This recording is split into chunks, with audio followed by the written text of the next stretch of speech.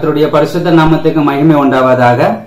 परमेश्वर के पवित्र नाम की महिमा होने पाए। இந்த நாளை தேவன் காண செய்த கிருபைக்காக நன்றி செலுத்துகிறேன்.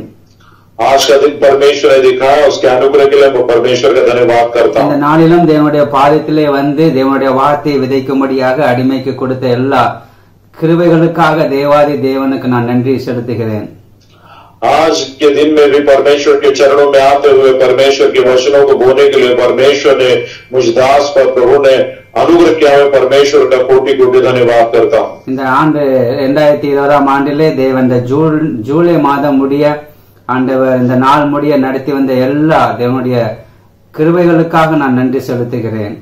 और इस 2020 वर्ष में जुलाई महीने के इस अंतिम सप्ताह में परमेश्वर ने लियाकर हर एक बातों पर को कार्य करने के लिए अनुग्रह किया। मैं प्रभु का धन्यवाद करता हूँ। ஆண்டவர் இன்றைக்கும் நம் யார் திருப்தி அடைவார்கள் என்ற தலைப்பிலே ஆண்டவர் உங்களோடு இடைப்பட போகிறார்.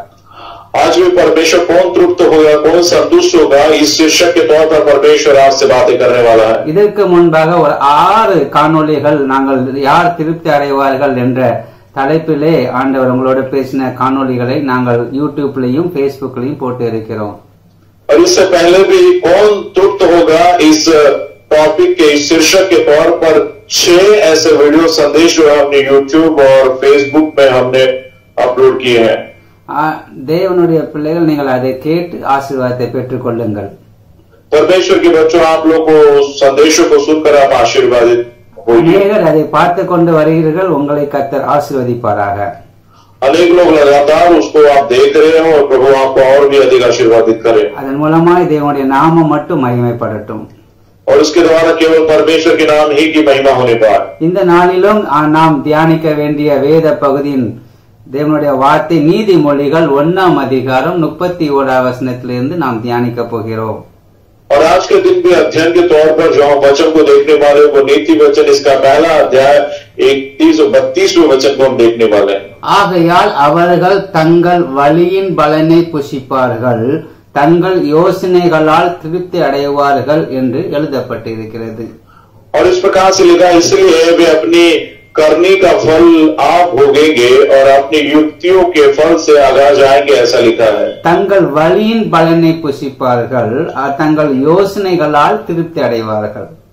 और वे अपनी करनी का फल आप ही भोगेंगे और अपनी युक्तियों का फल उनको प्राप्त होगा।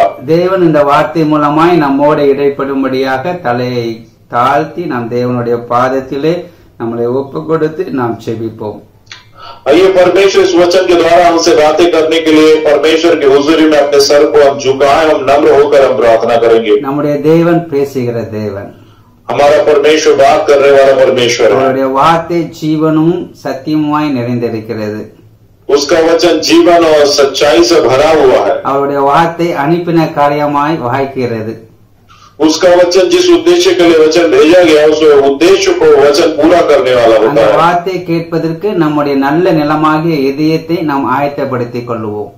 और उसके वचन को सुनने के लिए हमारा हृदय जो अच्छी जमीन के समान है उसे हम तैयार करेंगे। நாம் कண்கள் மூடி செபிப்போம். आइए आंखों को बंद करके हम प्रार्थना करें। கிருபையும் இரக்கமும் நிறைந்த எங்கள் அன்பின் தகப்பனே, अनुग्रह कृपा से भरे हुए हमारे स्वर्गीय पिता, ஆசீர்வதிக்கப்பட்ட இந்த நேரத்திற்காக உமக்கு நாங்கள் நன்றி செலுத்துகிறோம். आशीर्वादित पाए हुए इस धन्य समय के लिए हम आपको धन्यवाद करते हैं। இந்நாள் முடிய நீர் எங்களுக்கு ஜீவனை கொடுத்து நீர் எங்களை வழிநடத்தி எங்களுக்கு வந்து ஆசீர்வதித்து நீர் ஒவ்வொரு நாளும் எங்களை கண்மணி போல் பாதுகாத்து வந்த எல்லா கிருபைகளுக்காக நாங்கள் நன்றி செலுத்துகிறோம். आज के दिन तक परमेश्वर हमें अनुग्रह करके जीवन देके बल देके परमेश्वर आपकी कुंभितुली के समान आपने हमें संभाला। आपके अनुग्रह के लिए हम आपका धन्यवाद करते हैं। உமது பிள்ளைகளையும் நீர் அப்படியே வழிநடத்தி வந்த எல்லா தயவுக்காக நாங்கள் நன்றி செலுத்துகிறோம் அப்பா. आपके बच्चों को भी परमेश्वर इस प्रकार से आपने अनुग्रह से चला, आपकी दया के लिए हम आपका धन्यवाद करते हैं पिता। இன்றைக்கு நீர் கொடுத்த வார்த்தையின் பிரகாரமாய் நீதிமொழிகள் 1:31 பிரகாரமாய் ஆண்டவரே, அவர்கள் தங்கள் வழியின் பலனை புசிப்பார்கள், தங்கள் யோசனைகளால் திருப்தி அடைவார்கள் என்ற வார்த்தையோடு நீர் இடைப்பட போகிற தயவுக்காக உமக்கு நன்றி செலுத்துகிறோம். आज भी परमेश्वर आपके वचन के द्वारा नीति वचन इसका पहला अध्याय 31वें वचन के मुताबिक इसलिए वे अपनी करनी का फल आप ही भोगेंगे और अपनी युक्तियों का फल उन्हें प्राप्त होगा। इस वचन के द्वारा आप प्रभु बात करने वाले हैं। நாங்கள் தொடர்ந்து ஆண்டவரை நாங்கள் தியானிக்க யார் திருப்தி அடைவார்கள் என்ற தலைப்பிலே தியானிக்க பரிசுத்த ஆவியானவர் நீர் இடைப்பட்டு வந்த எல்லா வார்த்தைகளுக்காக உமக்கு கோடா கோடி ஸ்தோத்திரங்களை நாங்கள் ஏறெடுக்கிறோம் அப்பா। हे परमेश्वर, लगातार इस शीर्षक के तौर पर कि कौन तृप्त होगा, इसके मुताबिक परमेश्वर आप हम सबों से बातें कर रहे हो पवित्र आत्मा, इसलिए हम आपका धन्यवाद करते हैं। இந்த நாளிலும் ஆண்டவரை அடிமையையும் டிரான்ஸ்லேஷன் செய்கிற உமது தாசனையும் எடுத்து நீர் உபயோகப்படுத்தும்படியாய் உமது வல்லமையுள்ள கரத்திலே எங்களை ஒப்பு கொடுத்து நாங்கள் செபிக்கிறோம்। आज के इस समय में भी प्रभु मुझे दास को आपका अनुवाद करने वाले आपके बेटे को प्रभु हम दोनों को भी आपके अनुग्रहकारी हाथों की अधीनता में हम सौंपकर अपने आप को हम समर्पित करते हैं। நீர் எங்கள் நாவை தொட்டு நீர் பரிசுத்தப்படுத்துவீராக। आप हमारी जबान को छूकर हमें पवित्र से पवित्र कीजिए प्रभु। எங்களுடைய நாவில் உள்ள அதிகாரத்தை நீர் ஆளுகை செய்யும்படியாய் செபிக்கிறேன்। हमारी जबान के नियंत्रण पर आप अधिकार कीजिए, ऐसा हम प्रार्थना करते हैं। நமக்கு எது சித்தமான வார்த்தை அது வெளிப்பட தேவ ஆவியானவர் கிருபை செய்வீராக।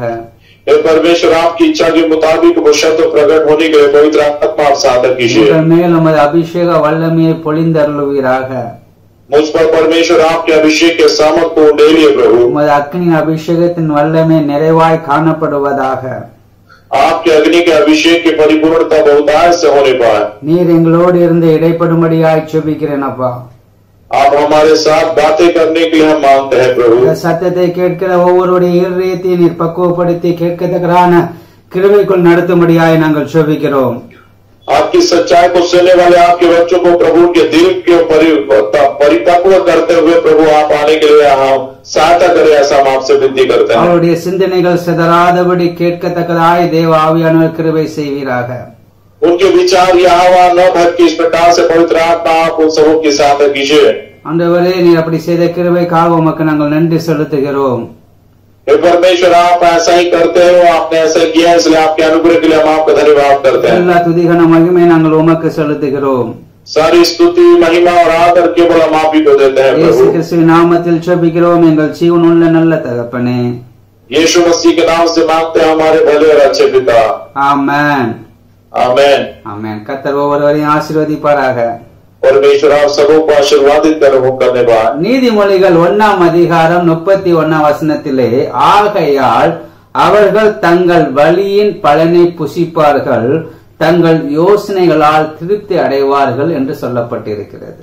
नीति वचन इसका पहला अध्याय 31वें वचन में लिखा है, इसलिए वे अपनी करनी का फल आप ही भोगेंगे, यानी उनको उनके काम का प्रतिफल मिलेगा और अपनी युक्ति के फल से वे तृप्त होंगे या उनको प्राप्त होगा, ऐसा लिखा है। இந்த நீதிமொழிகள் புஸ்தகத்தை நாம் பார்க்கும் பொழுது இந்த நாட்களிலே எப்படி ஜீவிக்க வேண்டும் என்ற உபதேசங்கள் தாராளமாய் நம்ம இந்த நீதிமொழிகளை பார்க்க முடியும்। इस नीति वचन की पुस्तक को यदि हम देखेंगे तो हम जो जीवन बिता रहे हैं, हमारा जीवन किस प्रकार से बिताना चाहिए, इसके बारे में बहुत ही अच्छे से नीति वचन की पुस्तक में अच्छे से लिखा हुआ है। எப்படி ஜீவிக்க வேண்டும் என்பதே இதிலே எழுதப்பட்டிருக்கிறது। और कैसे जीना है इसके बारे में इस पुस्तक में लिखा हुआ है। கர்த்தருக்கு பயந்து எப்படி நடக்க வேண்டும் என்பதை இது அழகாக சொல்லுகிறது। परमेश्वर का भय मानते हुए परमेश्वर में कैसे चले, बहुत ही सुंदरता से इस पुस्तक में बताया गया। இதுல பரிசுத்தத்தை பற்றி சொல்லப்பட்டிருக்கிறது இல்ல, पवित्रता के बारे में भी इसमें बताया गया है। பயபக்தியோடு ஜீவிப்பதை பற்றியும் சொல்லப்பட்டிருக்கிறது। वही भक्ति के साथ कैसे जीवन बिताए, इसके बारे में भी बताया गया है। நாம் இன்றைக்கு 1ஆம் அதிகாரத்திலே நாம் தியானிக்க போகிறபடியினாலே இந்த 1ஆம் அதிகாரம் 1ஆம் வசனத்திலிருந்து 6ஆம் வசனத்தை நாம் வாசிக்கும் பொழுது இந்த நீதிமொழியின் புஸ்தகத்திலே பொதுவான நோக்கத்தை பற்றியும் அதனுடைய திட்டத்தை பற்றியும் சொல்லப்பட்டிருக்கு। हम इस नीति वचन की पुस्तक को आज पढ़ रहे, इसलिए नीति वचन का पहला अध्याय पहले वचन से लेकर 6वें वचन तक को देखें तो जीवन की किस प्रकार से जीना और क्या बात है उसके बारे में यहाँ पर बताया गया है। நீங்க 1ஆம் அதிகாரம் 7ஆம் வசனத்திலிருந்து 9ஆம் வசனத்து முடிய நீங்க வாசிக்கும் பொழுது और इस पहले अध्याय के 7वें वचन से लेकर 9वें वचन तक यदि आप पढ़ें, நம்முடைய ஜீவியத்தில் நாம் அதிக கவனம் செலுத்த வேண்டியது என்ன காரியங்களை பற்றி சொல்லப்பட்டிருக்கிறது। हमारे जीवन में कौन सी बातों पर अधिक गौर करना है, ध्यान देना है, इसके विषय में वहां पर बताया गया है। நீதிமொழிகள் 1ஆம் அதிகாரத்திலிருந்து 10லிருந்து 19 நாம் வாசிக்கும் பொழுது और नीति वचन पहला अध्याय 10 से लेकर यदि 19वें वचन तक पढ़े, நாம் பாவிகளோடு ஐக்கியமாய் இருக்கக்கூடாது என்பதை நமக்கு கற்றுக் கொடுக்கிறது. पापियों के साथ हम संगति नहीं रखनी, इस प्रकार से ये बात हमें यहाँ पर सिखाती है. நீதிமொழிகள் 1:20-24 வாசிக்கும் பொழுது, और नीति वचन पहला अध्याय 20 से लेकर 24 वचन तक यदि आप पढ़े, நாம் ஞானமுள்ள உபதேசத்திற்கு செவி கொடுக்க வேண்டும் என்று கற்றுக் கொடுக்கிறது. बुद्धिमत्ता का जो उपदेश है उसके प्रति अपने कान को उनकी उस बातों पर लगाना, ऐसे वो वचन हमें सिखाता है. நீதிமொழிகள் 1:24 கடைசி முடிய நாம் வாசிக்கும் பொழுது, और नीति वचन पहला अध्याय 24 वचन से लेकर अंतिम वचन तक यदि 33 वचन तक देखे तो மூடரின் நிர்விசாரத்தை பற்றி சொல்லப்பட்டிருக்கு. और निर्बुद्धि या बुद्धिहीनता का जो बर्ताव है उसके बारे में लिखा हुआ है. அதான் 31 வசனத்தை நாம் வாசிக்கும் பொழுது, ஆகையால் அவர்கள் தங்கள் வழியின் பலனை புசிப்பார்கள் என்று எழுதுகிறார். और इसलिए 31वें वचन को जब हम देखते हैं तो उसमें लिखा है, इसलिए वे अपनी करने का फल आप भोगेंगे, इस प्रकार से लिखा हुआ है. ஆகையால் அவர்கள் என்று சொல்லப்பட்டிருக்கிறது. और इसलिए वे, ऐसा इस प्रकार से यहाँ पर बताया गया, लिखा யார் அவர்கள் தங்கள் வழியின் பலனை புசிப்பார்கள்? कौन वे लोग अपनी करने का फल भोगेंगे या उनको யார் प्राप्त होगा? தங்கள் யோசனையிலே திருப்தி அடைவார்கள்? कौन अपनी युक्ति के फल से वो जो है उसका फल भोगेंगे या प्राप्त होगा, ऐसा कौन है? நீங்கள் நீதிமொழிகள் 1:32 வாசிக்கும் பொழுது, और नीति वचन इसका पहला अध्याय का 32वें वचन को जब आप पढ़ते हैं, பேதைகளின் மாறுபாடு அவர்களை கொல்லும், மூடரின் நீர்விசாரம் அவர்களை அழிக்கும் என்று சொல்லப்பட்டிருக்கிறது. और इस प्रकार से कहा गया है, क्योंकि भोले लोगों का भटक जाना उनके घात किए जाने का कारण होगा, इस प्रकार से लिखा है. இப்ப ரெண்டு வேற அங்க பேதைகள் மூடர்கள் என்று ரெண்டு காரியங்களை பற்றி சொல்லப்பட்டிருக்கிறது. और यहाँ पर दो बात के बारे में बताया गया, भोले और जो है घात की जाने वाले भटके हुए, इस प्रकार से लिखा है. ஆகையால் மூடர்கள் தங்கள் வழியின் பலனை புசிப்பார்கள், தங்கள் யோசனைகளால் திருப்தி அடைவார்கள். और इसलिए मूल लोग जो है अपनी करने का फल भोगेंगे और अपनी युक्तियों का फल से आधा जाएंगे, ऐसा लिखा है. அப்ப என்ன பலனை அவர்கள் புசிப்பார்கள்? तो कौन सा फल उनको प्राप्त होगा, खाएंगे? அதுல போல சொல்றாங்க, அவர்கள் மாறுபாடான வாழ்க்கை வாழும் பொழுது அந்த மாறுபாடு அவர்களை கொல்லும். और वही इस प्रकार से लिखा है, भोले लोगों जो घात किए जाए, वो जो भोले लोग होते हैं उनका जो भटक जाना है उनसे वे घात किए जाएंगे. निर्विसारमाय அவர்களை அது அழிக்கும் என்று சொல்லப்பட்டிருக்கிறது. और निश्चिंत रहना जो है इसका कारण मूल लोग नष्ट होंगे, इस प्रकार से बताया गया है. அழிவையும் கொல்லுகிற காரியங்களினால் அவர்கள் திருப்தி அடைகிறார்கள் என்று எழுதப்பட்டு இருக்கிறது. इसका मतलब है नाश किया जाना, घात किया जाना और मिटना ही, ये बात है, ये फल उनको प्राप्त होगा, इस प्रकार से बताया गया है. பிள்ளையே, இந்த நாட்களிலே நாம் निर्विसारமாய் நாம் வாழக்கூடாது. परमेश्वर के प्रिय लोगों, इन दिनों में हम निश्चितता से ऐसा ही नहीं रहना है. நாம் தேவனுக்கு பயப்படுற பயத்தோடும் ஆண்டவருக்கு கீழ்ப்படுகிற கீழ்ப்படியோடும் ஆண்டவருக்காக வாழ்வதற்கு நம்முடைய வாழ்க்கையை நாம் ஒப்பு கொடுக்க வேண்டும். परमेश्वर की आज्ञा मानने वाले, परमेश्वर के साथ रहने वाले, परमेश्वर के साथ चलने वाले, इस प्रकार से हमारा जीवन इन दिनों में होना बहुत ही जरूरी है. प्रिय, निर्विसारமாய் செபிக்கும் பொழுது அது அழிக்கும் என்று சொல்லப்பட்டிருக்கிறது. निश्चितता से जब ऐसी बातों में रहते हैं तो वो बातें हमें नष्ट करेगी, हमारे घात करेगी, इस प्रकार से நம்முடைய வாழ்க்கைக்கு ஒரு அழிவை கொண்டு வருகிறது. और ये बातें हमारे जीवन के लिए एक हानि, एक नष्टता ले आती है, ऐसा बताया गया. நமக்காக ஒரு ஆசீர்வாதத்தை அது கொண்டு வராது.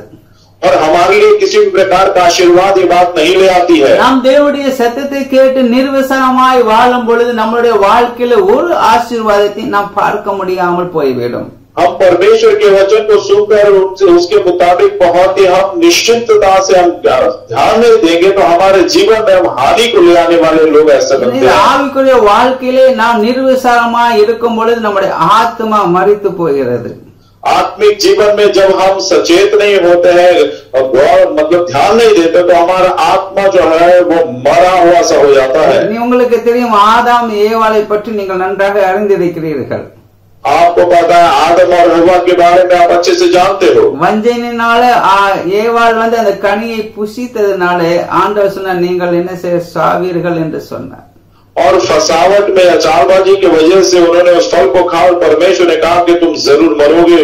நிர்விசாரமாய் செய்த காரியத்தின் நிமித்தமாய் ஒரு அழிவுக்கு அவர்கள் ஆத்ம அழிவுக்கு தள்ளப்பட்டார்கள். और उन्होंने गौर नहीं किया, ध्यान नहीं दिया, असचेती में रहे और इसके वजह से उनका प्राण जो है वो नाश की ओर गया.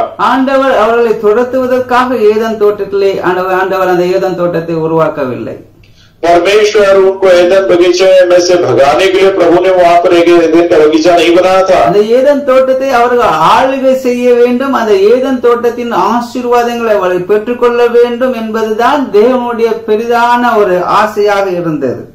और उस एदन बगीचे पर जो है राज्य करना, एदन बगीचे के आशीर्वाद को प्राप्त करना, इसी उद्देश्य से परमेश्वर ने वहां पर एदन का बगीचा बनाया था.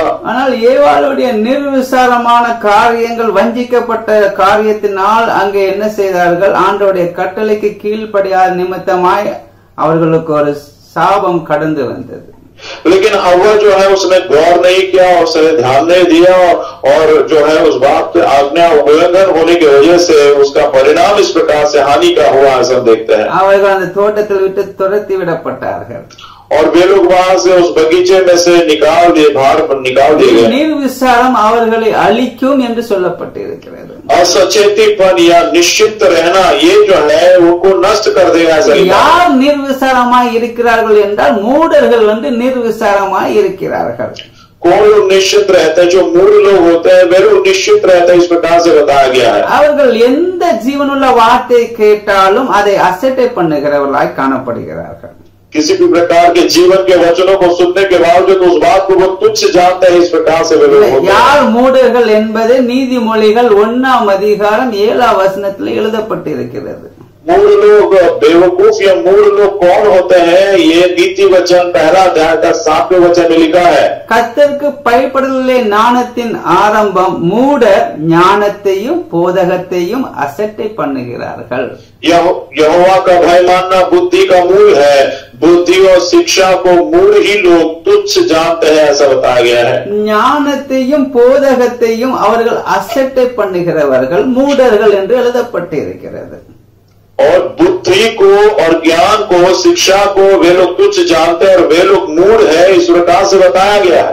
ஆண்டவர் அவர்களுக்காக பாவத்துங்களுக்காக இந்த உலகத்திலே 2020 ஆண்டுகளுக்கு முன்பாக சிலுவையை சுமந்து அவர்களுக்காக மரித்து அவர் அடக்கம் பண்ணப்பட்டு 3ஆம் நாள் உயிரோடு கூட எழுந்த அந்த சுவிசேஷத்தை அவர்கள், அந்த ஞானத்தை, அந்த போதகத்தை அசட்டை பண்ணுகிறவர்களாய் காணப்படுகிறார்கள். क्योंकि यीशु मसीह 2000 साल के पहले संसार में आकर वो क्रूस को उठाकर उनके लिए मरा, उनके लिए वापस जी उठा, और ये जो सुसमाचार का ज्ञान है वे उस बात को तुच्छ जानते, इस प्रकार से बताया गया. அவருடைய மனக்கண்கள் குருட்டாட்டத்திலே வைக்கப்பட்டிருக்கிறது. और उनकी आत्मिक आंखें जो है वो अंधी है, इस प्रकार से बताया गया है. அவர்கள் தேவன் கூப்பிடும் பொழுது அவர்கள் கேட்க மாட்டார்கள். देखिए, परमेश्वर जब उनको पुकारता है या बुलाता है तो वे लोग नहीं सुनते. அவர்கள் ஞானத்தையும் போதகத்தையும் எதை அசட்டை பண்ணுகிறாங்கன்னா, தேவன் அவளோட பேசும் பொழுது, தேவன் அவளோட கூப்பிடும் பொழுது அவர்கள் அதை அதாவது அதை அசட்டை பண்ணுகிறவர்களாய் காணப்படுகிறார்கள். और बुद्धि और शिक्षा की बातों को जब परमेश्वर उनसे कहता है या परमेश्वर उनको बुलाता है तो उस बातों को वे लोग तुच्छ जानते हैं, इस प्रकार से ஆலோசனைகள் எல்லாம் தள்ளி விடுவார்கள். परमेश्वर की सारी सलाह को वे लोग ठुकरा देते हैं. தேவனுடைய கடிந்து கொள்ளுதலை வெறுக்கிறார்கள். परमेश्वर की ताड़ना या फटकार को वे लोग इनकार करते नहीं लेते. அறிகிற அறிவை வெறுக்கிறார்கள். और परमेश्वर को समझने वाली जो समझ है उस समझ को वे लोग जो है ठुकरा देते हैं. கர்த்தருக்கு பயப்படுதலை தெரிந்து கொள்ளாமல் போகிறார்கள். परमेश्वर का भय मानना, इस बात को वे लोग न अपनाते हुए वैसे ही रहते हैं.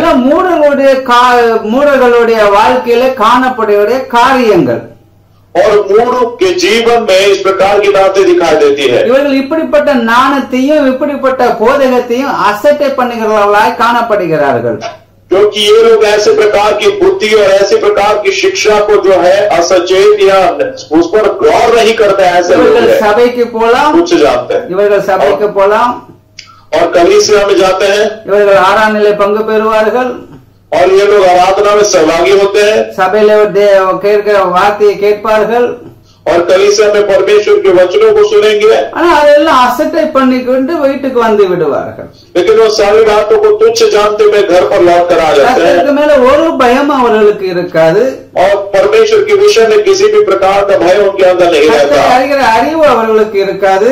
परमेश्वर को समझने वाली बुद्धि भी उनके अंदर नहीं रहती। என்னதான் நான் தேவன் கடிந்து கொண்டாலும் அவங்களை சீரியஸா எடுக்காம அவங்க போயிருவாங்க. परमेश्वर यदि उनको फटकारे डांटे तो उस बात को वे लोग गंभीरता से नहीं लेते, ऐसे हल्के में लेके छोड़ देते हैं। மூடருடைய வாழ்க்கையில காணப்படுகிற குண அதிசயங்கள், जो मूड या मूर्ख होता है उनके जीवन में इस प्रकार का गुण उनका होता है। அதனால்தான் இவர்கள் தங்களுடைய வழியிலே என்ன செய்கிறார்கள், இவர்கள் தங்களுடைய வழியின் பலனை புசிப்பார்கள், தங்கள் யோசனையினால் திருப்தி அடைகிறார்கள்। और इसलिए ये लोग क्या होते हैं, ये अपनी करनी का फल जो है आप भी भोगते हैं, युक्ति का फल से वो उगा जाते हैं। இவர்கள் தேவனுடைய பரிசுத்த வேதாகமத்துள்ள யோசனையினால் இவர்கள் திருப்தி அடைய மாட்டார்கள்। தன்னுடைய இருதயத்தில் இருக்கிற வழிகள், இருதயத்தில் இருக்கிற யோசனைகள், இருதயத்தின் மூலமாய் எண்ணங்களை கொண்டு அதன் மூலமாய் இவர்கள் வாழ்ந்து அதிலே அவர்கள் திருப்தி அடைகிறார்கள்। परमेश्वर के वचनों में ये संतुष्ट नहीं होते, लेकिन अपनी ही मनमानी, अपनी सोच, अपने ही विचार, अपने ही कामों में वे तृप्त होते हैं। அதனால்தான் நீதிமொழிகள்ல 8ஆம் அதிகாரத்திலே 5ஆம் வசனத்திலே நாம் பார்க்கும் பொழுது, और यही बात नीति वचन इसका 8वां अध्याय का 5वें वचन में हम देखते हैं, மூடர்களே புத்தி உள்ள சிந்தனையாய் இருங்கள் என்று சொல்லப்பட்டு இருக்கிறது। और इस प्रकार से लिखा है, बोलो चतुराई सीखो। நீதிமொழிகள் 14:8 நாம் வாசிக்கும் பொழுது, नीति वचन 14वां अध्याय का 8वां वचन जब हम पढ़ते हैं, தன் வழியை சிந்தித்துக் கொள்வது விவேகியின் ஞானம், மூடர்களுடைய வஞ்சனையோ மூடத்தனம் என்று எழுதப்பட்டிருக்கிறது। और इस प्रकार से लिखा कि चतुर की बुद्धि अपनी चाल का जानना है, परंतु मूर्खों की मूर्खता छल करना है। आमेन, हालेलुया। हालेलुया। மூடர்கள் எல்லாவற்றையும் அசட்டை பண்ணுகிறவர்களாய் காணப்படுவார்। और मूर्ख जो है वो सारी बातों को तो तुच्छ जानते हैं। இயேசுவை விசுவாசினா விசுவாசிக்கலாம் என்று சொல்வார்கள்। यीशु पे विश्वास करते हैं, हाँ विश्वास करता हूँ ऐसा बोलते हैं। இயேசுவை விசுவாசிக்கலாம் என்று சொல்வார்கள்। हाँ विश्वास कर सकते हैं ऐसा बोल देंगे। இன்னைக்கு விசுவாசிக்கணும்னு நினைக்க மாட்டாங்க। और आज विश्वास करना ऐसा नहीं सोचेंगे। இயேசுவை குற்றி நீங்கள் ஞானஸ்தானம் எடுங்கன்னா பையை எடுக்கலாம் என்று சொல்வார்கள்। और यीशु के बारे में विश्वास करके बपतिस्मा ले बोले तो हाँ बाद में ले सकते हैं सब। அபிஷேகத்தை பெற்றுக்கொள்ளுங்கள், அது பையை பெற்றுக்கொள்ளலாம், இப்ப என்ன அவசரம் என்று சொல்லுவார்கள்। अभिषेक प्राप्त करो बोले अरे वो बाद में प्राप्त कर सकते हैं, इतना घाई क्या है ऐसा बोलेंगे। இதுதான் வாலிப பருவம், அனுபவிக்கிற பருவங்கள்। और ये तो अपना युवा अवस्था है, युवा अवस्था में सारी बातों का मौज मजा कर रहा है। இப்ப என்ன அவசரப்படுகிறோம், பைய பண்ணலாம், எல்லாம் பண்ணலாம் அப்படிம்பாங்க। अभी क्या इतना जरूरी, इतना अर्जेंट क्या, बाद में आराम से करेंगे, प्राप्त करेंगे। தேவ பிள்ளையே, இன்றைக்கு மூடர்களை போல நாம் இருக்கக்கூடாது। प्रिय परमेश्वर को लोगों, आज इन मूर्खों के जैसे हम नहीं रहना है। நான் ரட்சிக்கப்பட்ட நாளிலே 1995ஆம் ஆண்டு நான் ரட்சிக்கப்பட்டேன்। और मैं जब उद्धार में आया 1995 में मेरा उद्धार हुआ। செப்டம்பர் 15 நான் அபிஷேகம் பெற்றேன், அக்டோபர் 3 ஞானஸ்தானம் பெற்றேன்। और सितंबर 15 में मेरा बपतिस्मा हुआ और अक्टूबर 3 तारीख को मेरा अभिषेक मुझे प्राप्त हुआ। फर्स्ट अभिषेகம் பெற்றேன், அதுக்கப்புறம் நான் அக்டோபர் 3 ஞானஸ்தானம் பெற்றேன்।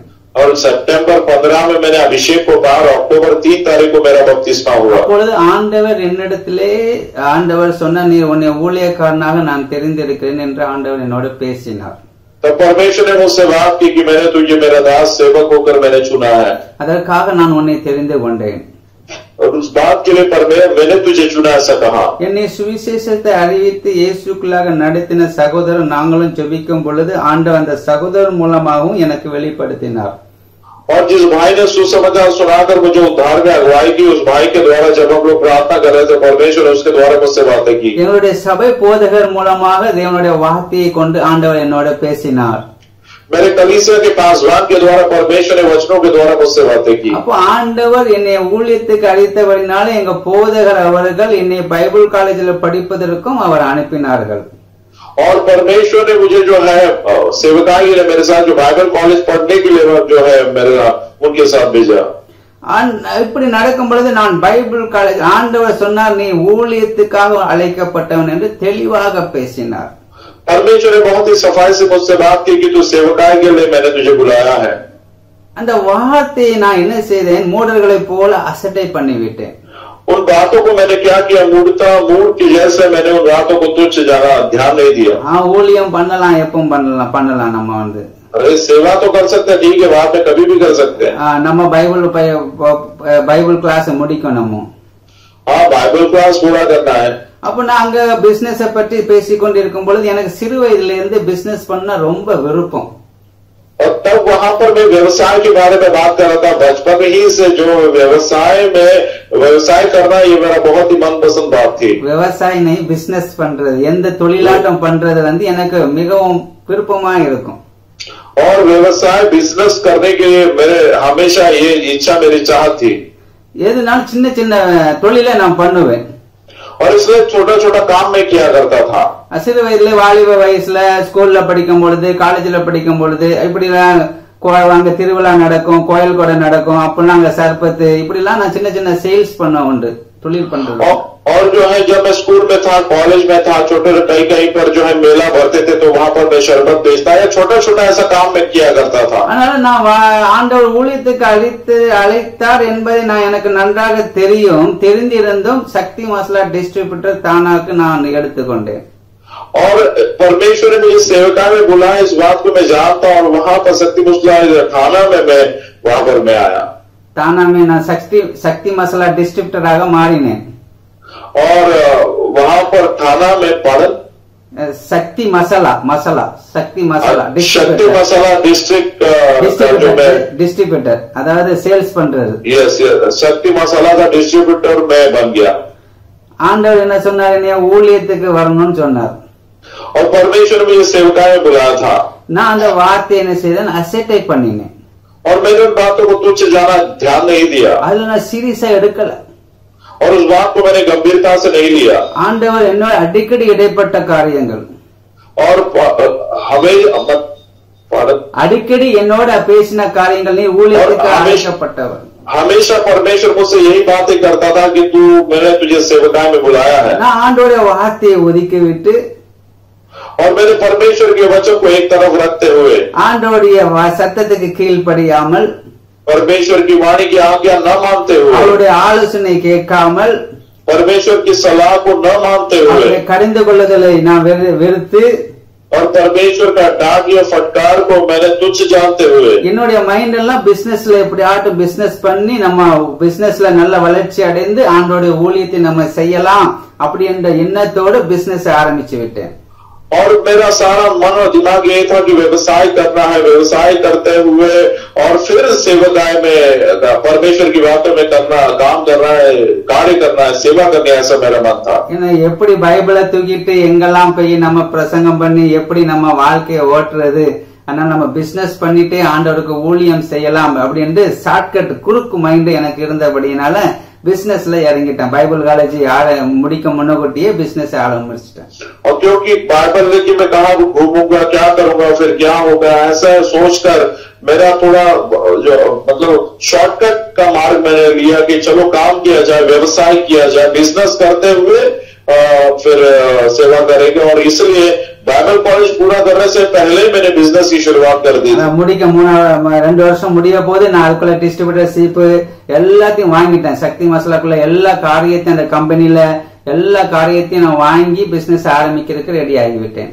2 साल जो है मेरे बाइबल कॉलेज का 2 साल समाप्ति पर था. और उस समय बिजनेस, ये शक्ति मसाला का जो बिजनेस के तौर पर सारी बातें जो भी कुछ लगती है सारी बातों को मैंने तैयार कर लिया था. ஏன் சொல்லுகிறேன் என்றால் அந்த சாட்சியை எங்க வேதத்தில் அழகாக எழுதப்பட்டிருக்கிறது. மூடர்கள் தங்கள் வழியின் பலனை புசிப்பார்கள், தங்கள் யோசனைகளினால் திருப்தி அடைவார்கள். யார் மூடர்கள்? தேவனுடைய வார்த்தைக்கு கீழ்ப்படியாதவர்கள், யோசனைக்கு கீழ்ப்படியாதவர்கள் மூடர்கள் என்று எழுதப்பட்டிருக்கிறது. और क्यों मैं इन बातों को बता रहा हूं? क्योंकि वचन में लिखा, इसलिए वे अपनी करनी का फल आप ही भोगेंगे और अपनी युक्तियों का फल से उगा जाएंगे. कौन इस प्रकार के मूढ़ लोग हैं जो परमेश्वर के वचनों को नहीं मानते, जो परमेश्वर के वचनों के मुताबिक नहीं चलते, वे लोग मूढ़ हैं. அப்ப ஆண்டவர் எதற்காக என்னை அழைத்தார், எதற்காக அவர் அபிஷேகம் பண்ணினார், எதற்காக என்னை தெரிந்து கொண்டார், எல்லாத்தையும் மூட்டை முடிச்சு வச்சுட்டு பிசினஸ்ல இறங்கிட்டேன். परमेश्वर ने मुझे क्यों बुलाया, परमेश्वर ने मुझे क्यों अलग किया, परमेश्वर ने मुझे कहां पर भेजना, क्या करने वाला है, सारी बातों को मानो एक गठड़े पर बांध कर मैंने एक तरफ कर दिया, रख दिया और मैं बिजनेस के लिए निकल पड़ा। நான் வாலிப வயசுல என் பக்கத்துல யார் இருந்து நான் ஜெபிக்கும் பொழுது என்னுடைய அபிஷேகம் அவர்களுக்கும் கிடைக்கும். அப்படி வல்லமையான அபிஷேகத்தை ஆண்டவர் எனக்கு கொடுத்திருந்தார். युवावस्था में जब मैं प्रार्थना किया करता था उस समय मेरे बगल में यदि जो भी कोई हो उसको अभिषेक प्राप्त होता। इस प्रकार से परमेश्वर ने बहुत ही सामर्थ्य तौर से मेरा उपयोग कर रहा था। எல்லாத்தையும் நான் என்ன செய்தேன், அப்பொழுது நான் சுவிசேஷ ஊழியத்துக்கு போறோண்டு சபையின் மூலமாய் ஆண்டவர் அநேகரை ரட்சித்தாரின் மூலமாக இப்படிப்பட்ட ஊழியங்கள் செய்தாலும் என்னுடைய நோக்கங்கள் எல்லாம் பிசினஸ்ல இருந்தது. उन दिनों में कलीसिया के द्वारा मैं सुसमाचार को सुनाया करता था, मेरे द्वारा कई लोगों को परमेश्वर ने उद्धार में लिया, तभी भी मेरा पूरा ध्यान और दिमाग जो है बिजनेस पर, व्यवसाय पर था। ஆண்டவர் அந்த பிசினஸை லாஸ் பண்ணார் और परमेश्वर ने उस बिजनेस में जो है हानि हो गई, लॉस हो गया। 10 லட்சம் ரூபாய் நான் லாஸ் ஆகிவிட்டேன். और 10 लाख रुपए का लॉस हो गया। இருந்த எல்லா பணம் எல்லாம் உரியப்பட்டு விட்டது. और सारा पैसे जो है खत्म हो गए। நிறைய இடத்துல கடன் வாங்குற சூழ்நிலையாக மாறிவிட்டேன். कई सारे स्थानों से कर्जा लेना पड़ा, ऐसी प्रकार की परिस्थिति हो गई। ஏன்னா மால் சக்தி மசாலா கேஷ்ல வாங்கணும், நான் கிரெடிட்ல கொடுக்கணும், அதனால எனக்கு பணம் ரொம்ப தேவைப்பட்டுச்சு.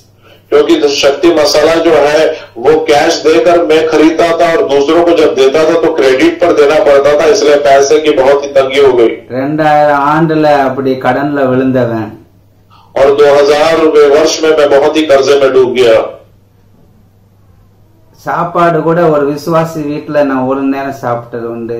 அந்த ஒரு விசுவாசி வீட்டுல தான் நான் சாப்பிடுறது உண்டு. और खाने एक समय का भोजन भी जो है मैं एक विश्वासी के घर पे मैं भोजन किया करता था। அம்மா எங்க தங்கச்சி சாடு ஸ்டேஷன்ல இருந்து நடந்து வீட்டுல இருந்து ஸ்டாடு ஸ்டேஷனுக்கு நடப்பாங்க. சாடு தானால இறங்கி தானா ஸ்டேஷன்ல இருந்து சுபாஷ் நகர் முடிய இறந்து வருவாங்க. அவ்வளவு வறுமை எங்களுக்கு. और मेरी माँ और मेरी बहन जो है वो चलकर आते थे, थाना स्टेशन से सुभाष नगर तक वहां पर वे लोग चल के आते थे। इतनी गरीबी की हालात हो गई थी।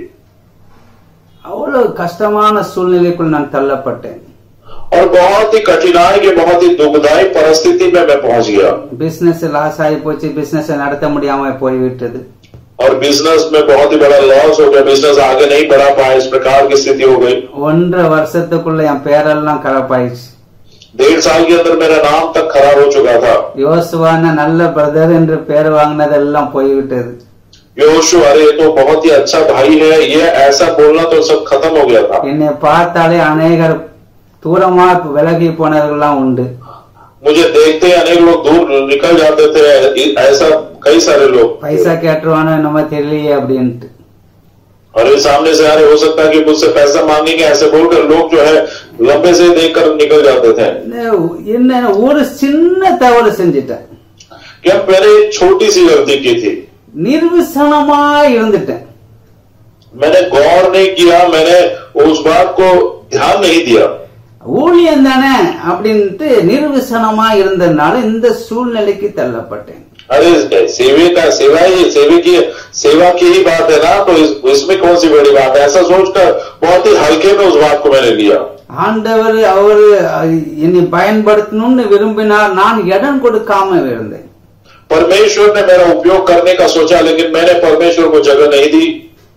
2000 இருந்து 2005 ஆண்டு முடிய என்னுடைய வாழ்க்கை ரொம்ப மோசமான வாழ்க்கையா இருந்தது. 2000 से लेकर 2005 वर्ष तक मेरा जीवन बहुत ही भयंकरता का था। அந்த கடனுடைய நஷ்டத்தை நான் புசித்துக் கொண்டிருந்தேன். और वो कर्जा जो था, वो कर्जा का पैसा जो भी बातें थी वही मैं खा रहा था।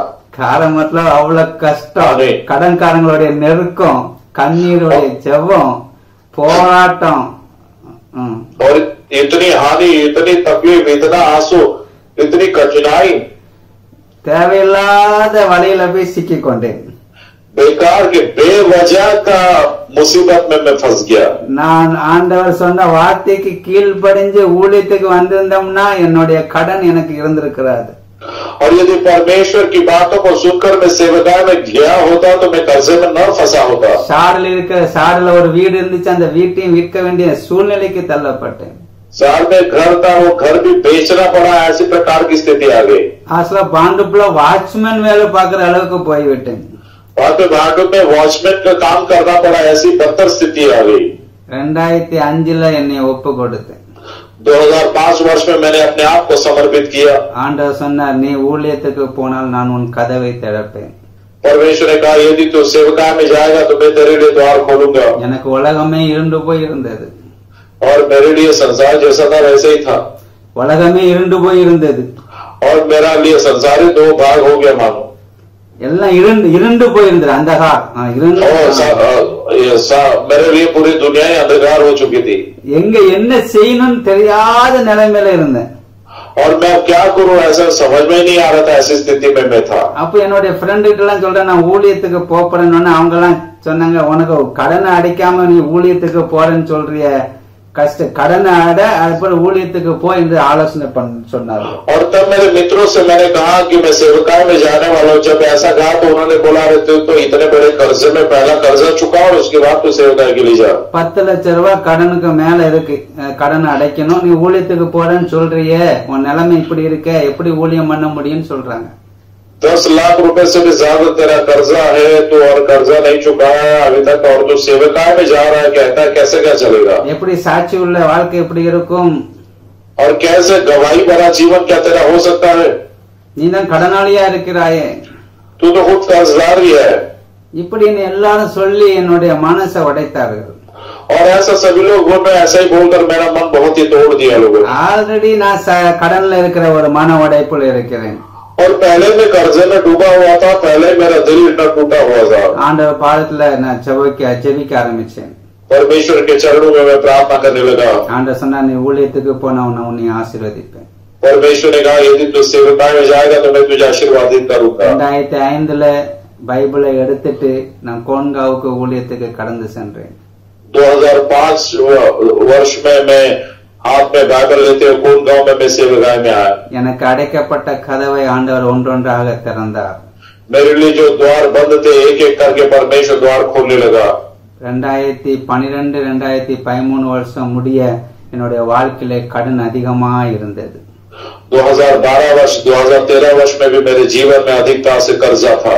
கொஞ்சம் கொஞ்சமா ஜெபம் பண்ணி ஆண்டவர் அடைப்பதற்கு ஆண்டவர் கிருபை செய்தார். और प्रार्थना करते हुए थोड़ा थोड़ा करके वो कर्जा चुकता करने के लिए परमेश्वर ने मेरी सहायता की. ஏன் சொல்லுகிறேன், மூடன் தன்னுடைய வழியிலே இருக்கிற என்ன செய்கிறான், வழியின் பலனை என்ன செய்கிறான், அவன் புசிக்கிறான். और क्यों मैं ये बता रहा हूँ, क्योंकि जो मूल होता है या मूर्ख होता है वो अपना फल, अपनी युक्ति का फल वो पाएगा. தங்கள் யோசனையினால் திருப்தி அடைகிறார்கள்.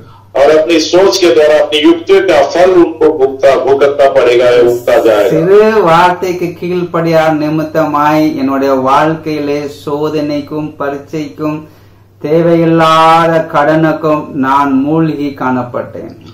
और इस वचन की आज्ञा न मानने की वजह से बेवजह की तकलीफ, बेवजह की समस्या, और मेरे जीवन में मैं कर्जा चुका नहीं पा रहा था. इस प्रकार के हालात में मैं आ गया. அதான் நீதிமொழியில 14ஆம் அதிகாரம் 8ஆம் வசனத்தில் சொல்லப்பட்டிருக்க, தன் வழியை சிந்தித்துக் கொள்வது விவேகின் ஞானம் என்று சொல்லப்பட்டிருக்கிறது. और इसलिए नीति वचन इसका 14वां अध्याय 8वां वचन में लिखा है, चतुर की बुद्धि अपनी चाल को जानना है, ऐसा लिखा है. அப்ப தேவன் எதற்காக நம்மளை ரட்சித்தார் என்பதை நாம் புரிந்து கொள்ள வேண்டியது மிகவும் அவசியமான ஒரு காரியம். परमेश्वर ने हमको उद्धार हमारा क्यों किया, इस बात को जानना ये बहुत ही जरूरी बात है. நாம் தேவனை சொந்த ரட்சகராய் ஏற்றுக்கொண்டு நாம் ஞானஸ்நானம் எடுத்து அபிஷேகம் பெற்ற பிறகு நம்மேல் ஆண்டவர் என்ன சித்தம் கொண்டிருக்கிறார் என்பதை நாம் புரிந்து கொள்ள வேண்டும். और परमेश्वर हमारा उद्धार करने के बाद, हम बपतिस्मा लेने के बाद, हम अभिषेक जब पाने के बाद परमेश्वर का हमारे जीवन में क्या उद्देश्य है, इस बात को जानना हमारे लिए बहुत ही जरूरी है, अहम है. என்னை மாதிரி மூடன் செய்கிற காரியத்தை போல நீங்கள் செய்யக்கூடாது. मैंने जैसा मूर्खता का काम किया उसके जैसे आप न करें. ஆண்டவருடைய ஆலோசனை தள்ளிவிட்டேன். परमेश्वर की सलाह को तो मैंने ठुकरा दिया था. கூப்பிட்டா நான் கேட்காம போய்விட்டேன். उसने तो अनेक बार मुझे पुकारा लेकिन मैंने ही ध्यान नहीं दिया, सुना नहीं. தேவனுடைய கடிந்து கொள்ளுதலை வெறுத்தேன். परमेश्वर की फटकार को मैंने जो है तुच्छ जाना. கர்த்தருக்கு பயப்படுவதை நான் தெரிந்து கொள்ளாமல் போனேன். परमेश्वर का भय मानना, इस बात को मैंने नहीं चुना. தேவ பிள்ளை, இந்த நாட்களிலே परमेश्वर के बच्चों इन दिनों में நிர்விசாரமாய் ரட்சிப்பை பெறாமல் இருந்து விடாது. और आप जो है गौर न करते हुए, ध्यान न देते, उद्धार न पाते हुए नहीं रहना है। ஓ எப்பவும் இயேசுவை ஏற்றுக்கொள்ளலாம் என்று நினைத்து விடாதே.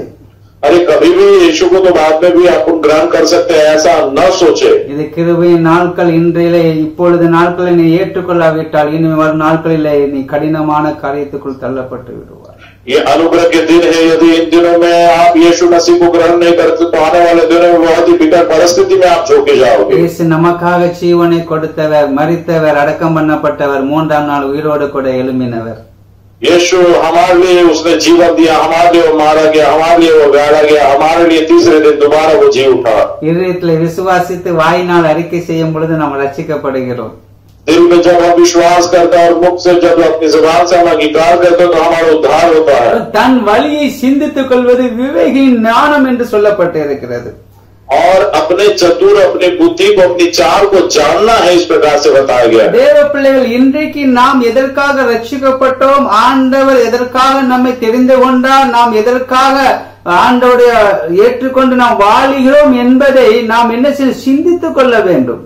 परमेश्वर के प्रिय लोगों, परमेश्वर हमारा उद्धार क्यों किया, हम उद्धार में क्यों आए, परमेश्वर हमें क्यों चुना, इन बातों पर गौर करना, इन बातों को सोचना, ये बहुत ही अहम बात है, जरूरी बात है। அந்த ஞானம் நமக்கு மிகவும் அவசியமாய் காணப்படுகிறது. और इस बात की बुद्धि, इस बात की समझ हमें होना, ये बहुत ही जरूरी बात है। அப்பொழுதுதான் தேவனுடைய அன்பை விட்டு நாம் பிரியாமல் காணப்பட முடியும். और तब जो है परमेश्वर के प्रेम से कभी अलग नहीं होंगे, इस प्रकार से हम होंगे। எந்த சூழ்நிலை வந்தாலும் ஆண்டவருடைய அன்பிலே நாம் நிலைத்து காணப்பட முடியும்.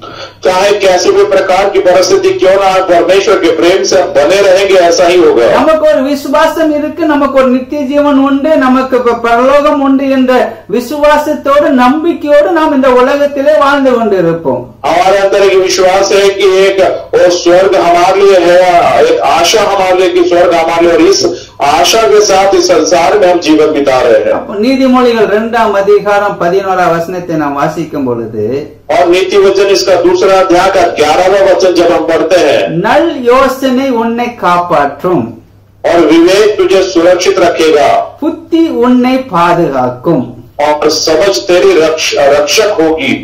ஆமென், அல்லேலூயா. हालेलुया। நல் யோசனை என்ன செய்யுமா? अच्छा जो सोच है, अच्छी सोच या विवेक क्या करेगा? நம்மளை என்ன செய்யும்? பாதுகாக்கும். और हमारी सुरक्षा वो करेगा। நம்மளை நல் யோசனை உன்னை காப்பாற்றும், புத்தி உன்னை பாதுகாக்கும். विवेक तुझे सुरक्षित रखेगा और समझ तेरी रक्षा करेगी। என நாம் பார்க்கிறோம், தங்கள் வழியின் பலனை புசிப்பார்கள், தங்கள் யோசனைகளால் திருப்தி அடைவார்கள். क्योंकि हमने देखा वे अपनी करनी का फल आप ही भोगेंगे और आपकी युक्तियों का फल से आगा जाएंगे। நாம் எந்த யோசனையில வாழ்கிறோமோ அதனுடைய பலனை நாம் புசிக்க போகிறோம்.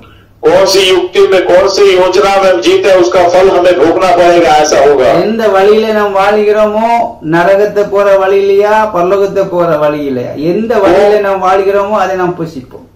कौन से रास्ते से हम जी रहे हैं, नरक की ओर जाने वाले रास्ते में या स्वर्ग की ओर जाने वाले रास्ते में, उसके मुताबिक का फल हमें प्राप्त होगा। या நல் யோசனை உன்னை காப்பாற்றும், புத்தி உன்னை பாதுகாக்கும். और इस प्रकार से लिखा है कि अच्छी विवेक जो है वो तुझे संभालेगा और समझ तेरी रक्षा करेगी। இதற்கு ஆமோன் और மொர்தகாயை நாம் எடுத்துக்கொள்ளலாம். आमोन और मुर्दकाय के बारे में हम ले सकते हैं।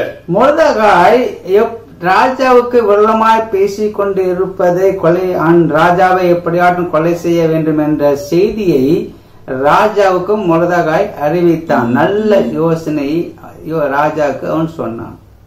और जब मुर्दकाय ने इस बात को सुना कि राजा को घात करने का षड्यंत्र बनाया जा रहा है, तो अच्छा विवेक को उसने काम में लाया, राजा को उसने जो है चेतावनी दी, उस बात को बताया, ராஜாவே உங்களை கொல்வதற்கு திட்டம் தீட்டுகிறார்கள்.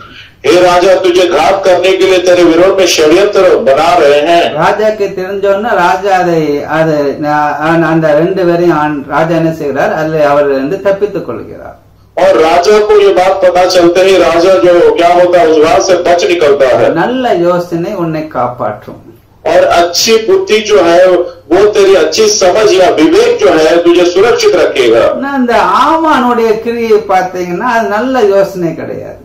और हामान का काम देखेंगे तो अच्छी योजना, अच्छी बातें उसकी नहीं थी। நீங்கள் எஸ்தர் புஸ்தகம் 8ஆம் அதிகாரம் 3ஆம் வசனத்தை நாம் வாசிக்கும் பொழுது, एस्तर की पुस्तक इसका 8वां अध्याय 3रा वचन जब हम पढ़ते हैं, பின்னும் எஸ்தர் ராஜ சமூகத்திலே பேசி அவன் பாதங்களிலே விழுந்து அழுது ஆகானாகிய ஆமோனின் தீவினையையும் அவன் யூதருக்கு விரோதம் செய்த யோசித்த யோசனையையும் பரிகரித்த அவனிடத்தில் விண்ணப்பம் பண்ணினாள்।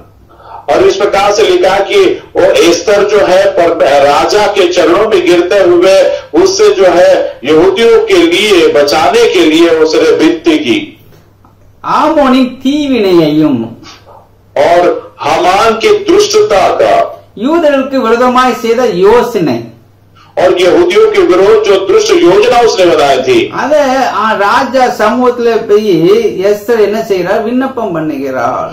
और राजा की उपस्थिति में जाकर एस्तर जो है गिड़गिड़ा कर विनती करती है। ராஜா தன்னுடைய பொற்செங்கோலை எஸ்தருக்கு நீட்டினார்। எஸ்தர் எழுந்து ராஜா சமூகத்திலே நின்றாள்। राजा ने अपने राजदंड को एस्तर के सामने दिखाया और एस्तर जो है उठकर राजा के सामने खड़ी हो गई। ராஜாக்கு சித்தமாயிருந்து அவர் சமூகத்தில் எனக்கு கிருபை கிடைத்தது, ராஜா சமூகத்தில் நான் சொல்லும் வார்த்தை சரி என்று காணப்பட்டது। और वो कहते हैं राजा को स्वीकार हो तो वह मुझसे प्रसन्न है और यह बात उसको ठीक जान पड़े और मैं भी उसकी इच्छा उसको अच्छी लगती हूँ। அவருடைய கண்களுக்கு நான் பிரியமா இருந்தால் ராஜாவின் நாடுகள் எல்லாம் இருக்கிற யூதரை அழிக்க வேண்டும் என்று। तो जो चिट्ठिया हमदाता और अगागी के पुत्र हामान ने राजा के सब प्रांतों के यहूदियों को नष्ट करने की युक्ति करके लिखाई थी, அமெதாவின் குமாரனாகிய ஆமான் என்னும் ஆகானியன் தீவினையா எழுதின கட்டளைகள் செல்லாமல் போகும்படி எனக்கு எழுதி அனுப்ப வேண்டும் என்று சொன்னார்। तो एस्तर ने राजा से कहा कि जो चिट्ठिया हमदाता अगागी के पुत्र हामान ने राजा के सब प्रांतों के यहूदियों को नष्ट करने की युक्ति करके लिखाई थी, उनको पलटने के लिए लिखा जाए। எஸ்தர் சொல்ற என் குலம் என்ன அழிந்து விடக்கூடாது।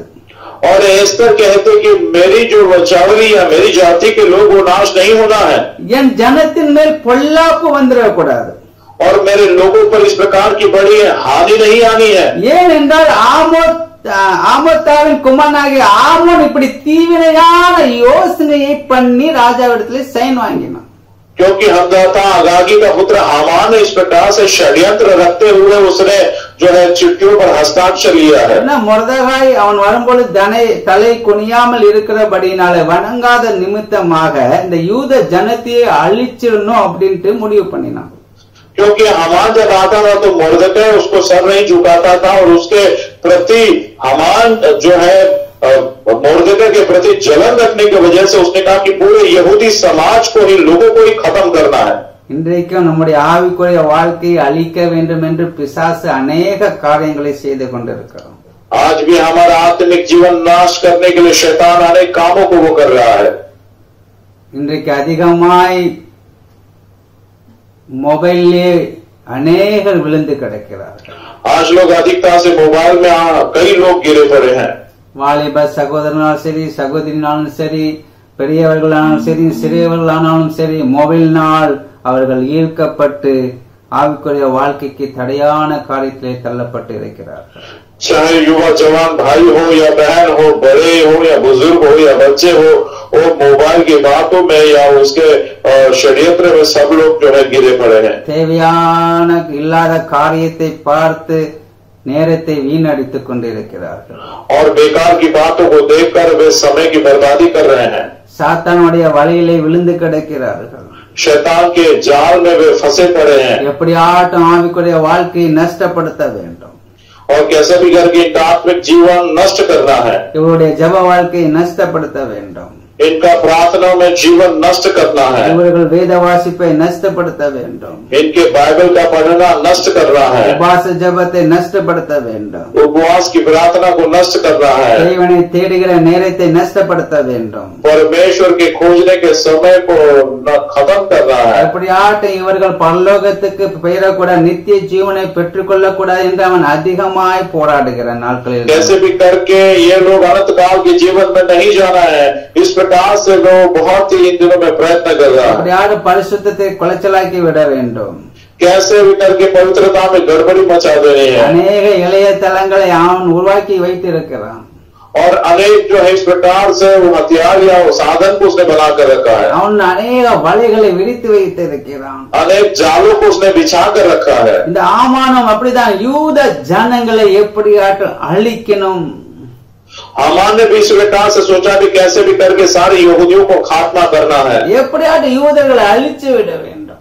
और कैसे भी करके यहूदियों को खत्म कर रहा है இன்றைக்கும் இந்த கடினமான நாட்களிலே எப்படியா தேவ பிள்ளைகளை தேவனிடத்திலிருந்து விரோதமாய் தேவனிடத்திலிருந்து தூரமாய் அவர்களை பிரித்து விட வேண்டும் என்று अनेक கிரியைகளை நடப்பித்துக் கொண்டிருக்கிறார். इन दिनों भी कठिनाइयों को इन दिनों में भी परमेश्वर के लोगों से परमेश्वर को अलग करना उनको नष्ट कर देना इस प्रकार की अलग अलग युक्तियों को दुष्ट कर रहा है இன்னைக்கு அப்படிப்பட்ட சூழ்நிலைகள் காணப்படுகிறது.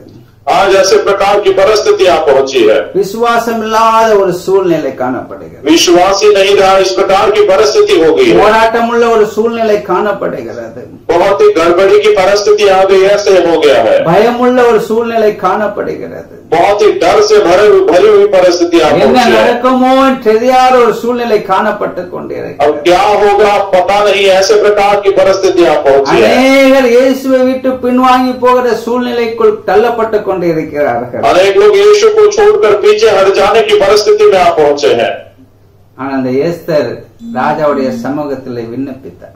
लेकिन एस्तर ने राजा के सामने उसने विनती की தேவனுடைய பிள்ளையை ரட்சிக்கப்பட்டு ஞானஸ்தானம் எடுத்து அபிஷேகம் பெற்ற தேவனுடைய பிள்ளையை நீ ஆண்டவருடைய சமூகத்தில் விண்ணப்பிக்க வேண்டும். परमेश्वर के बच्चों उद्धार पाकर बपतिस्मा ले हुए अभिषेक पाए हुए प्रभु के बच्चों और परमेश्वर की उपस्थिति में अधिक समय बिताना है இந்த நாட்களிலே அதிகமாய் தேவனுடைய சமூகத்திலே நீ விண்ணப்பித்துக் கொண்டிருப்பாய். इन दिनों में अधिकता से परमेश्वर की उपस्थिति में आप प्रार्थना करने वाले बनना है தேவனுடைய வார்த்தையை அதிகமாய் தியானித்துக் கொள்வாயாக. परमेश्वर के वचनों पर अधिक अध्ययन करना है இது நீ தேவ சமூகத்தில் இருக்க வேண்டிய காலங்களாய் காணப்படுகிறது. और ये परमेश्वर की उपस्थिति में बहुत ही जरूरी है அதுதான் இந்த நாட்களை ஆண்டவர் நமக்கென்று கொடுத்திருக்கிறார். और इसलिए बहुत ही अच्छे दिन परमेश्वर ने हमें इन दिनों को दिया है இந்த நாளை நாம் வீணடித்து விடக்கூடாது. इन दिनों को हम ऐसे बर्बाद नहीं कर रहा है மூடரை போல நாம் அசட்டை பண்ணி விடக்கூடாது. और हम मूड के जैसे हम उसको तुच्छ नहीं जानना है இந்த காலத்தை பிரயோஜனப்படுத்திக் கொள்ளுங்கள் என்று சொன்ன வார்த்தையின் பிரகாரம் இந்த காலத்தை ஆண்டவருடைய சமூகத்தில் அதிகமாக செலவழித்து நாம் பிரயோஜனப்படுத்திக் கொள்ள வேண்டும்.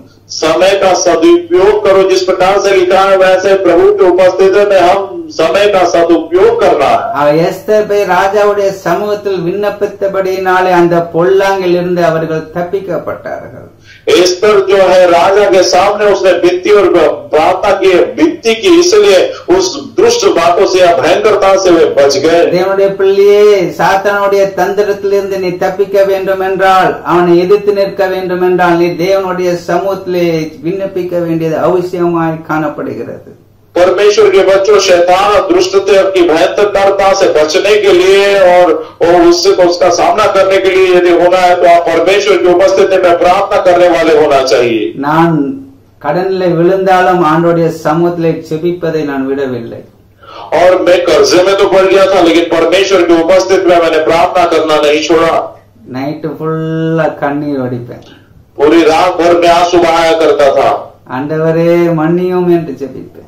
ये परमेश्वर मुझे क्षमा कीजिए ऐसा मैं प्रार्थना किया करता था. மூடத்தனம் பண்ணிட்ட ஆண்டவரே உங்க வார்த்தைக்கு கீழ்ப்படியில மன்னியும் ஆண்டவரே. ये परमेश्वर मैंने बहुत ही मूर्खता की आपके वचनों को मैं नहीं माना मुझे क्षमा कर ऐसा मैं बोला करता था. ஆண்டவரே என்னை இதிலிருந்து இந்த சூழ்நிலையிலிருந்து விடுவிக்கணும் ஆண்டவரே. हे परमेश्वर आप मुझे इस परिस्थिति से छुड़ाइए प्रभु. எத்தனை பேர் என்னை அடிக்கணும் என்றெல்லாம் யோசனை பண்ணினார்கள். कितने सारे लोगों ने मुझे मारना है ऐसी योजना बनाई थी ஆனா யாரையும் ஆண்டவர் தொட விடவில்லை. लेकिन परमेश्वर ने मुझे को किसी को भी मुझे छूने नहीं दिया ஏனென்றால் ஆண்டவர் சமூகத்திலே விழுந்து கிடந்தேன். क्योंकि मैं परमेश्वर की हुजूरी में उपस्थिति में गिरा पड़ा रहता था. யூதர்களை அழிக்க வேண்டும் என்று ஆமோன் யோசனை பண்ணினான். और यहूदियों का नाश करना खत्म करना ऐसा हामान ने योजना बनाई थी. ஏனால் நாம் நல்ல யோசனை உன்னை காப்பாற்றும் புத்தி உன்னை பாதுகாக்கும் என்று தியானித்து வருகிறோம். क्योंकि इस बात पर हम अध्ययन कर रहे हैं कि अच्छा विवेक तुझे बचा सुरक्षित रखेगा और भली सोच तुझे बचाए रखेगी। इस प्रकार से हम देख रहे हैं। அப்போ ராஜாவுடைய சமூகத்திலே எஸ்தர் சொன்ன உடனே और राजा की उपस्थिति में एस्तर ने बोलते ही ராஜா அந்த சட்டத்தை திருத்தி எழுதினார்। और राजा ने उस कानून को पलट कर लिख दिया। தேவ பிள்ளையே, நீ தேவ சமூகத்திலே விழுந்து கிடக்கும் பொழுது இந்த சூழ்நிலையை தேவன் மாற்றி அமைப்பார்। परमेश्वर के बच्चों, आप परमेश्वर की उपस्थिति में गिरे पड़े रहोगे तो परमेश्वर स्थिति को पूर्णता से पलट देगा। நம்முடைய வேலை ஜெபிப்பது, और हमारा काम तो केवल प्रार्थना करना है। மற்ற நடப்பிக்கிறது தேவனுடைய காரியம்। बाकी सारा काम करना ये परमेश्वर का कार्य है। சோதனைக்கு நாம் பிழைத்திருக்கும்போது என ஜெபம் பண்ண வேண்டும் என்று எழுதப்பட்டிருக்கிறது। और परीक्षा में ना पड़े इसलिए तुम प्रार्थना करो, इस प्रकार से लिखा गया है। இன்றைக்கு இந்த நாட்கள் அதிகமாய் ஜெபிப்பதற்கென்று கொடுக்கப்பட்ட நாட்கள்। इन दिनों में अधिकता से प्रार्थना करने के लिए दिन दिए गए हैं। என்ன நடந்தது? और क्या हुआ? அப்பொழுது ராஜா சமூகத்தில் இருக்கிற பிரதானிகளில் அர்போனா என்னும் ஒருவன், और तब राजा के सामने उपस्थित रहने वाला एक जन, அர்போனா அர்போனா இது எஸ்டர் 7:9 இருக்கும் நினைக்கிறேன்। और 7वां अध्याय का 9वें वचन में इस प्रकार से लिखा है। ராஜாவின் நன்மைக்காக பேசின மொர்தெகாய்க்கு, और राजा की भलाई के लिए जो बोलने वाला जो मोर्देकाई के लिए ஆமான் செய்தி வைத்த 50 முழ உயரமான தூக்கு மரம் ஆமானின் வீட்டண்டையில் நாட்டப்பட்டிருக்கிறது என்று சொன்னான்। और तब राजा के सामने उपस्थित रहने वाले खोजों में से हरमुना नाम के एक ने राजा से कहा, हामान के यहाँ 50 हाथ ऊंचा फांसी का एक खंबा खड़ा है। அப்பொழுது ராஜா அதிலே அவனை தூக்கி போடுங்கள் என்றான்। और राजा ने कहा कि उसी पर इस हामान को लटका दो। அப்படியே ஆமான் மொர்தெகாய்க்கு ஆயத்தம் பண்ணின தூக்கு மரத்திலே ஆமானை தூக்கி போட்டார்கள்। और वैसे ही हामान ने जो फांसी का फंदा मुर्देकाई के लिए बनवाया था उसी पे वो खुद हामान को चढ़ना पड़ा। इस प्रकार से हुआ। அப்பொழுது ராஜாவின் உக்கிரம் தணிந்தது என்று எழுதப்பட்டிருக்கிறது। और तब राजा का क्रोध शांत हुआ। इस प्रकार से लिखा है। தேவனுடைய பிள்ளையே, परमेश्वर के बच्चों, மொர்தெகாய் நன்மைக்கான யோசனையை செய்தான்। ராஜாவின் நன்மைக்காக பேசினான்। मुर्देकाई ने अच्छे योजना को, अच्छी सोच को राजा के बचाव के लिए उसने सोचा। ஆமானோ தீவினை செய்யும்படியாய் யோசித்தான்। लेकिन हामान ने दुष्टता और बुराई की बातों को सोचा। வேதம் சொல்ல நல் யோசனை உன்னை காப்பாற்றும், புத்தி உன்னை பாதுகாக்கும் என்று சொல்லப்பட்டிருக்கிறது। और वचन जैसा कहता है कि अच्छी सोच तुझे बचाएगी और जो है बुद्धि की बातें तुझे सुरक्षित रखी। इस प्रकार से இந்த நாட்களில் நாம் பாதுகாக்கப்பட வேண்டும் என்றால், இந்த நாட்களிலே நாம் காப்பாற்றப்பட வேண்டும் என்றால் தேவனுடைய சமூகத்திலே நாம் புத்தி உள்ளவர்களாய் காணப்பட வேண்டும்। इन दिनों में यदि हम बचाए जाना है, इन दिनों में यदि हम सुरक्षित रहना है तो परमेश्वर की उपस्थिति में गिरे पड़े रहना है, प्रार्थना में बने रहना है। ஆமென், ஹல்லேலூயா, हालेलुया। அப்ப நாம் தேவனால் நாம் என்ன செய்வோம்? காப்பாற்றப்படுவோம்। तब परमेश्वर के द्वारा हम क्या होगा? हमारा बचाव परमेश्वर के द्वारा होगा। நாம் பாதுகாக்கப்படுவோம் और हम सुरक्षित पाए जाएंगे। இன்றைக்கு நாம் எப்படி வாழ்கிறோம்? ஆமான் போல வாழ்கிறோமாய், மொர்தெகாய் போல வாழ்கிறோமாய்? आज हम कैसे जी रहे हैं? हामान के जैसे जीवन बिता रहे हैं या मुर्देकाई के जैसे जीवन बिता रहे हैं? தேவனுடைய பிள்ளையை ஒரு விஷயம் உன்னுடைய வாழ்க்கையை நீ சிந்தித்து பார்। परमेश्वर के बच्चों, और एक बार अपने जीवन के बारे में जरा सोच के देखो। நம்முடைய ஜீவியம் எப்படி காணப்படுகிறது? हमारा जीवन किस प्रकार से है? பரலோகத்தை நோக்கி காணப்படுகிறதா, நரகத்தை நோக்கி காணப்படுகிறதா? क्या स्वर्ग की ओर जा रहे हैं या नरक की ओर जा रहे हैं? நாம் எந்த வழியிலே போகிறோம்? कौन से रास्ते पर हम चल रहे हैं? ஆண்டவர் சொல்ல, நானே வழியும் நானே சத்தியமும் நானே ஜீவனுமாய் இருக்கிறேன் என்று சொல்லுகிறார்। परमेश्वर कहता है, मैं ही मार्ग हूँ, मैं ही सत्य हूँ, मैं ही जीवन हूँ। இப்ப நம்முடைய வழி எந்த வழியாய் காணப்படுகிறது? तो हमारा रास्ता कौन सा रास्ता है? வேதம் சொல்லுகிறது, वचन कहता है, நல் யோசனை அவர்களை என்ன செய்கிறது? भली योजना क्या करता है? अच्छा विवेक क्या करता है? அவர்களை காப்பாற்றுகிறது। उनको सुरक्षित रखता है। புத்தி உன்னை பாதுகாக்கிறது। और बुद्धि तुझे सुरक्षित रखेगी। நாம் என்ன சிந்திச்சு கொண்டு வருகிறோம்? हम क्या सोच रहे हैं? தங்கள் வழியின் பலனை புசிக்கிறார்கள்। और उसी के मुताबिक काम का फल भुगतेंगे தங்கள் யோசனையினால் திருப்தி அடைகிறார்கள். और उनकी युक्ति के फल से अधा जाएंगे. மொர்தெகாய் அவன் உயர்த்தப்பட்டு தன்னுடைய வாழ்க்கையிலே அவன் திருப்தி அடைந்தான். मुर्दकाय बहुत ही ऊंचा उठाया जाकर अपने जीवन में भलाई को उसने पाया அவன் ராஜாவுக்காக நன்மைக்காக பேசினவன். और राजा के लिए भलाई की बातों को उसने बोला. அவனுடைய வழியினாலே அவன் என்ன செய்தான்? பலனை புசித்து அவன் யோசனையினால் திருப்தி அடைந்து அவன் உயர்த்தப்பட்டான். और वो अपने फल के मुताबिक, वो अपने काम के मुताबिक फल भोगा और अपनी युक्ति के मुताबिक उसे फल मिला.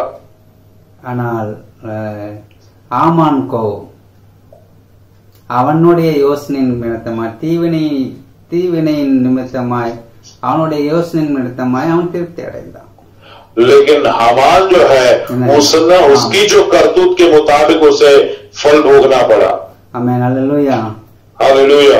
நாம் எதை நாம் செய்கிறோமோ நம்முடைய யோசனை எதுவோ அதிலே நாம் திருப்தி அடைவோம். तो हम क्या काम करते हैं, हम क्या सोचते हैं, उसी के मुताबिक हमें फल मिलेगा. நாம் இயேசுவை நாம் ஏற்றுக்கொண்டு இயேசுக்காக வாழ வேண்டும் என்று நம்முடைய வாழ்க்கையை அர்ப்பணித்து நாம் வாழும் பொழுது நமக்கு நித்திய ஜீவன் நிச்சயமாய் கொடுக்கப்படும். तो यीशु को ग्रहण करते हुए यीशु के लिए जब जीने के लिए अपने जीवन को हम समर्पित करेंगे तो अनंत काल के जीवन का आशीर्वाद हमें प्राप्त होगा. யோசனையினால் நாம் திருப்தி அடைகிறோம்.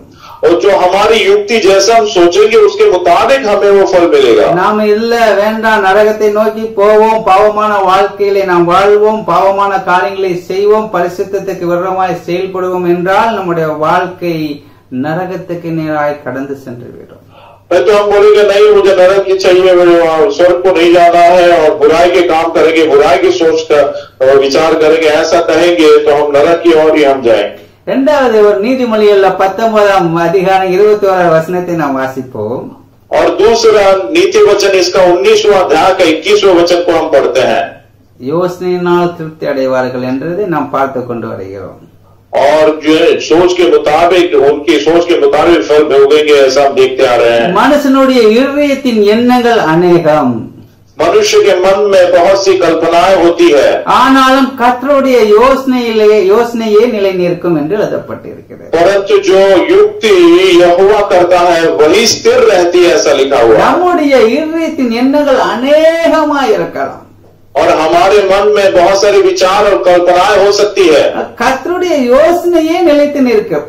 लेकिन परमेश्वर की युक्ति ही सफल होती है, स्थिर रहती है. மோவாபின் ராஜாவாகிய பாலாக்குடைய இருதயத்தில் எப்படியாட்டு இஸ்ரவேல் ஜனங்களை சபிக்க வேண்டும் என்று யோசனை பண்ணியிருந்தான்.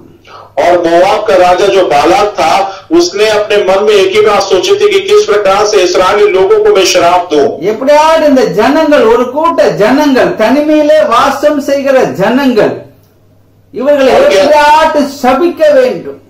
और कैसे भी करके ये जो लोग है, ये जो ऐसा झुंड है सबसे अलग और हटकर रहता है, इनको कैसे भी करके श्राप देना, ऐसे उसकी सोच और विचार था. மனிதனுடைய இருதயத்தின் எண்ணங்கள், அவனுடைய எண்ணம் எல்லாம், பாலாக்குடைய எண்ணம் எல்லாம் இஸ்ரவேலை எப்படியாட்டு சாபத்துக்குள்ளாக மாற்ற வேண்டும். मनुष्य के मन का विचार, बाला के मन में हमेशा यही कल्पना और यही विचार थी कि कैसे भी करके इस्राएल लोगों को श्राप देना है. நீங்க மீகா 6ஆம் அதிகாரம் 5ஆம் வசனத்தை நீங்கள் வாசிக்கும் பொழுது, और मीका इसका 6वां अध्याय और 5वां वचन को यदि आप पढ़ें, என் ஜனமே மோவாபின் ராஜாவாகிய பாலாக் பண்ணின யோசனை இன்னதென்றும், और है मेरे लोगों, मोआब का राजा बालाक ने जो योजना बनाई, பேயாரின் குமாரனான பீலேயாம் அவனுக்கு பிரயத்தமாய் சொன்னது இன்னதென்றும், சீத்திம் தொடங்கி கீழ்கால் மட்டும் நடந்தது இன்னதென்றும் நீ கர்த்தருடைய நீதிகளை அறிந்து கொள்ளும்படி நினைத்துக்கொள்.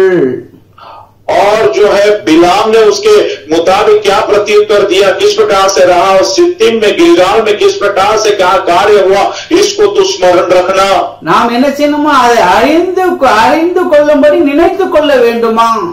और हम क्या कर रहे हैं उसको समझने के लिए हम उसको जान लेना है. அப்ப ரெண்டு பேரை குறித்து இங்கு சொல்லப்பட்டது. மோவாபின் ராஜாவாகிய பாலாக், பெயாரின் குமாரனாகிய பிலேயாம். और यहाँ पर मोआब का राजा बाला के बारे में और बिलाम के बारे में लिखा है. இவங்க மோவாபின் ராஜாவாகிய பாலாக்குடைய வார்த்தைக்கு கீழ்படிந்து பிலேயாம் இவர்களை சபிக்கும்படியாய் கடந்து வந்தவன். मोआब का राजा जो बालक था उसकी बातों को सुनकर बिलाम जो है इस्राएलियों को श्राप देने के लिए आया। ஆனால் யாருடைய யோசனை அங்கு நிறைவேறினது? लेकिन किसकी योजना वहां पर पूरी हुई? கர்த்தருடைய யோசனை அங்கு நிறைவேறினது. परमेश्वर की कल्पना वहां पर पूरी हुई। எத்தனை இடங்களிலே போய் பலியிட்டு அந்த ஜனங்களை இவன் சபிக்க நினைத்தாலும் ஆண்டவர் அவர்களை ஆசீர்வதிக்கவே சொன்னார். कितने सारे स्थानों में जाकर इन लोगों को श्राप देने के लिए बलि चढ़ाया, लेकिन परमेश्वर उन लोगों को आशीर्वाद देने की बात ही सोची थी। எவ்வளவோ முயற்சித்தான், और बहुत प्रयत्न उसने किया था, ஆனால் அவனுடைய யோசனை நிலைநிற்கவில்லை. लेकिन उसकी योजना जो है सफल नहीं हुई। நீதிமொழியில் சொல்லப்பட்டிருக்கு 19:21 மனுஷனுடைய இருதயத்தின் எண்ணங்கள் அநேகம், ஆனாலும் கர்த்தருடைய யோசனை நிலைநிற்கும். नीति वचन 19वां अध्याय 21 वचन में लिखा है, मनुष्य के मन में बहुत सी कल्पनाएं होती है, परंतु जो युक्ति यहोवा करता है वही स्थिर रहती है। என்னுடைய வாழ்க்கையில நான் अनेक காரியங்களை யோசனை பண்ணினேன். मेरे जीवन में अनेक बातों की योजना मैंने बनाई थी, सोचा था பண்ணுவேன், நல்ல வருமானம் வரும், நல்ல ஊழியத்துக்கு கொடுக்கலாம், ஆண்டவருக்கு ஊழியம் பண்ணலாம், எப்படியெல்லாம் யோசனை பண்ணினோ தலைகீழ மாறி பள்ளத்துல விழுந்து விட்டேன். और मैं बिजनेस करूंगा, बहुत पैसा आएगा, मैं पैसा परमेश्वर के काम में सेवा में लगाऊंगा और इस प्रकार से होगा। सारी योजना जो है पूर्णता से मिट्टी में मिल गई। ஆண்டவருடைய யோசனை நிறைவேறதுக்கு ஒப்பு கொடுத்து परमेश्वर की योजना या उसकी कल्पना, उसकी युक्ति पूरा होने के लिए समर्पण करना। தேவப்பிள்ளை இயேசுவை ஏற்றுக்கொள்ளாத தேவ ஜனமே, परमेश्वर के बच्चों, ऐसे लोग जिन्होंने यीशु को ग्रहण नहीं करने वाले लोगों, உனக்காக தான் அவர் இந்த உலகத்திலே கடந்து வந்தார். आपके लिए ही वो संसार में आया, உனக்காக தான் அவர் ஜீவனை கொடுத்தார். आपके लिए ही उसने अपना जीवन दे दिया, உன் பாவங்களுக்காக அவர் சிலுவையில் அடிக்கப்பட்டார். आपके पाप के लिए वो क्रूस पर मारा गया, உன்னை பரிசுத்தப்படுத்தும்படியாக தன்னுடைய சுய இரத்தத்தை அவர் கொடுத்தார். आपको पवित्र बनाने के लिए उसने अपना खुद का लहू ही दे दिया, தேவனுடைய பிள்ளையாய் உன்னை மாற்றும்படியாக और खुद की संतान आपको बनाने के लिए அவர் தன்னுடைய ஜீவனையை கொடுத்தவர். उसने अपना जीवन ही दे दिया। அவருக்காக நீ உன் வாழ்க்கையை ஒப்பு கொடுப்பாயா? और क्या उसे अपना जीवन आप समर्पण करोगे? இன்றைக்கு நீ ஒப்பு கொடுத்தாயானால் यदि आज आप समर्पित करोगे तो ஆண்டவர் உன்னை அவர் ஆசீர்வதிக்கிறவராய் காணப்படுகிறார். परमेश्वर आपको आशीर्वादित करने वाला खुदा है। பாவத்தை அவர் மாற்றுகிறவராய் காணப்படுகிறார். पाप को वो बदलने वाला, दूर करने वाला परमेश्वर சாபத்தை है, மாற்றுகிறவராய் காணப்படுகிறார். और श्राप को दूर करने वाला ऐसा परमेश्वर பாவ है। வாழ்க்கையிலிருந்து உன்னை பிரித்தெடுத்து புதிய மனிதனாய் மாற்ற விரும்புகிறார். पाप के जीवन से तुझे अलग करके तुम्हें एक नया जीवन देने वाला परमेश्वर है। தேவனுடைய சமூகத்தில் நீ ஒப்பு கொடுத்துப்பார். और परमेश्वर कहता है, मेरे सामने तू समर्पण करके दे। நேரம் ஆகிக் கொண்டிருக்கிறபடினால और समय अधिक होने की वजह से அநேக வார்த்தைகள் இருக்கிறது. अनेक वचन, अनेक बातें हैं, நான் சுருக்கமாய் இப்போ நான் முடித்து ஜெபிக்க போகிறேன். और संक्षेप में मैं समाप्त करके मैं प्रार्थना करना चाहूंगा। ரோமர் 6 நீதிமொழிகள் 14:9 நாம் வாசிக்கும் பொழுது, रोमियोस का 14वां अध्याय का 9वां वचन जब हम पढ़ते हैं, சாரி நீதிமொழிகள் 14:9 और नीति वचन 14वां अध्याय 9वां वचन, மூடர் பாவத்தை குறித்து பரியாசம் பண்ணுகிறார்கள். मूढ़ लोग पाप का अंगीकार करने को ठट्टा जानते हैं। பாவத்தை குறித்து என்ன செய்கிறார்கள்? பரியாசம் பண்ணுகிறார்கள். पाप के बारे में क्या करते हैं? मजाक उड़ाते, ठट्टा करते हैं। அரே இந்த வெப்சைட்ல பார்க்க கூடாது, சும்மா இருங்க பாஸ்டர், இதை பார்த்தா என்ன ஆக போகுது? अरे ये बात इस तरफ या ये बातों को नहीं देखना। अरे पास्टर क्या होता है, उसे देखने से क्या होता है? பாஸ்டர் இது செஞ்சா என்ன ஆயிர போகிறது? पास्टर ऐसा करे तो क्या होगा? இது செஞ்சா என்ன ஆயிரும்? अरे ऐसा करे तो क्या होगा? இப்படி செஞ்சா என்ன ஆயிர போகுது? इस प्रकार से करे तो क्या होने वाला है? தேவன் எல்லாம் மன்னிச்சிருவார். नहीं, परमेश्वर तो सब कुछ क्षमा करेगा। அல்லேலூயா. हालेलुया। என்ன செய்கிறார்கள்? பாவத்தை குறித்து பரியாசம் பண்ணுகிறார்கள். और क्या करते हैं? पाप के बारे में वो ठट्टा उड़ाते, मजाक करते हैं, அது அவர்கள் அசட்டை பண்ணுகிறார்கள். और उस बात को वो तुच्छ जानते हैं। மூடர் பாவத்தை குறித்து பரியாசம் பண்ணுகிறார்கள். मूड जो है पाप के बारे में ठट्टा उड़ाते हैं। இன்றைக்கு அநேகர் அப்படி வாழ்ந்து கொண்டு இருக்கிறார். இது என்ன செய்யும் அப்படின்ட்டு செஞ்சு கொண்டு இருக்கிறாங்க. आज अनेक लोग ऐसा, अरे ये करे तो क्या होगा, वो वही काम कर रहे हैं, ऐसा हो रहा है। ஞானஸ்தானம் எடுத்தவங்களும் அப்படி செஞ்சு கொண்டு இருக்கிறாங்க. और बपतिस्मा लेने वाले लोग भी इसी प्रकार का काम कर रहे हैं। இயேசுவை ஏற்றுக்கொண்டவர்களும் செஞ்சு கொண்டு இருக்கிறாங்க. यीशु को ग्रहण करने वाले लोग भी इसी प्रकार के काम कर रहे हैं। ஆண்டவர் இன்றைக்கு எச்சரிக்கிறார்.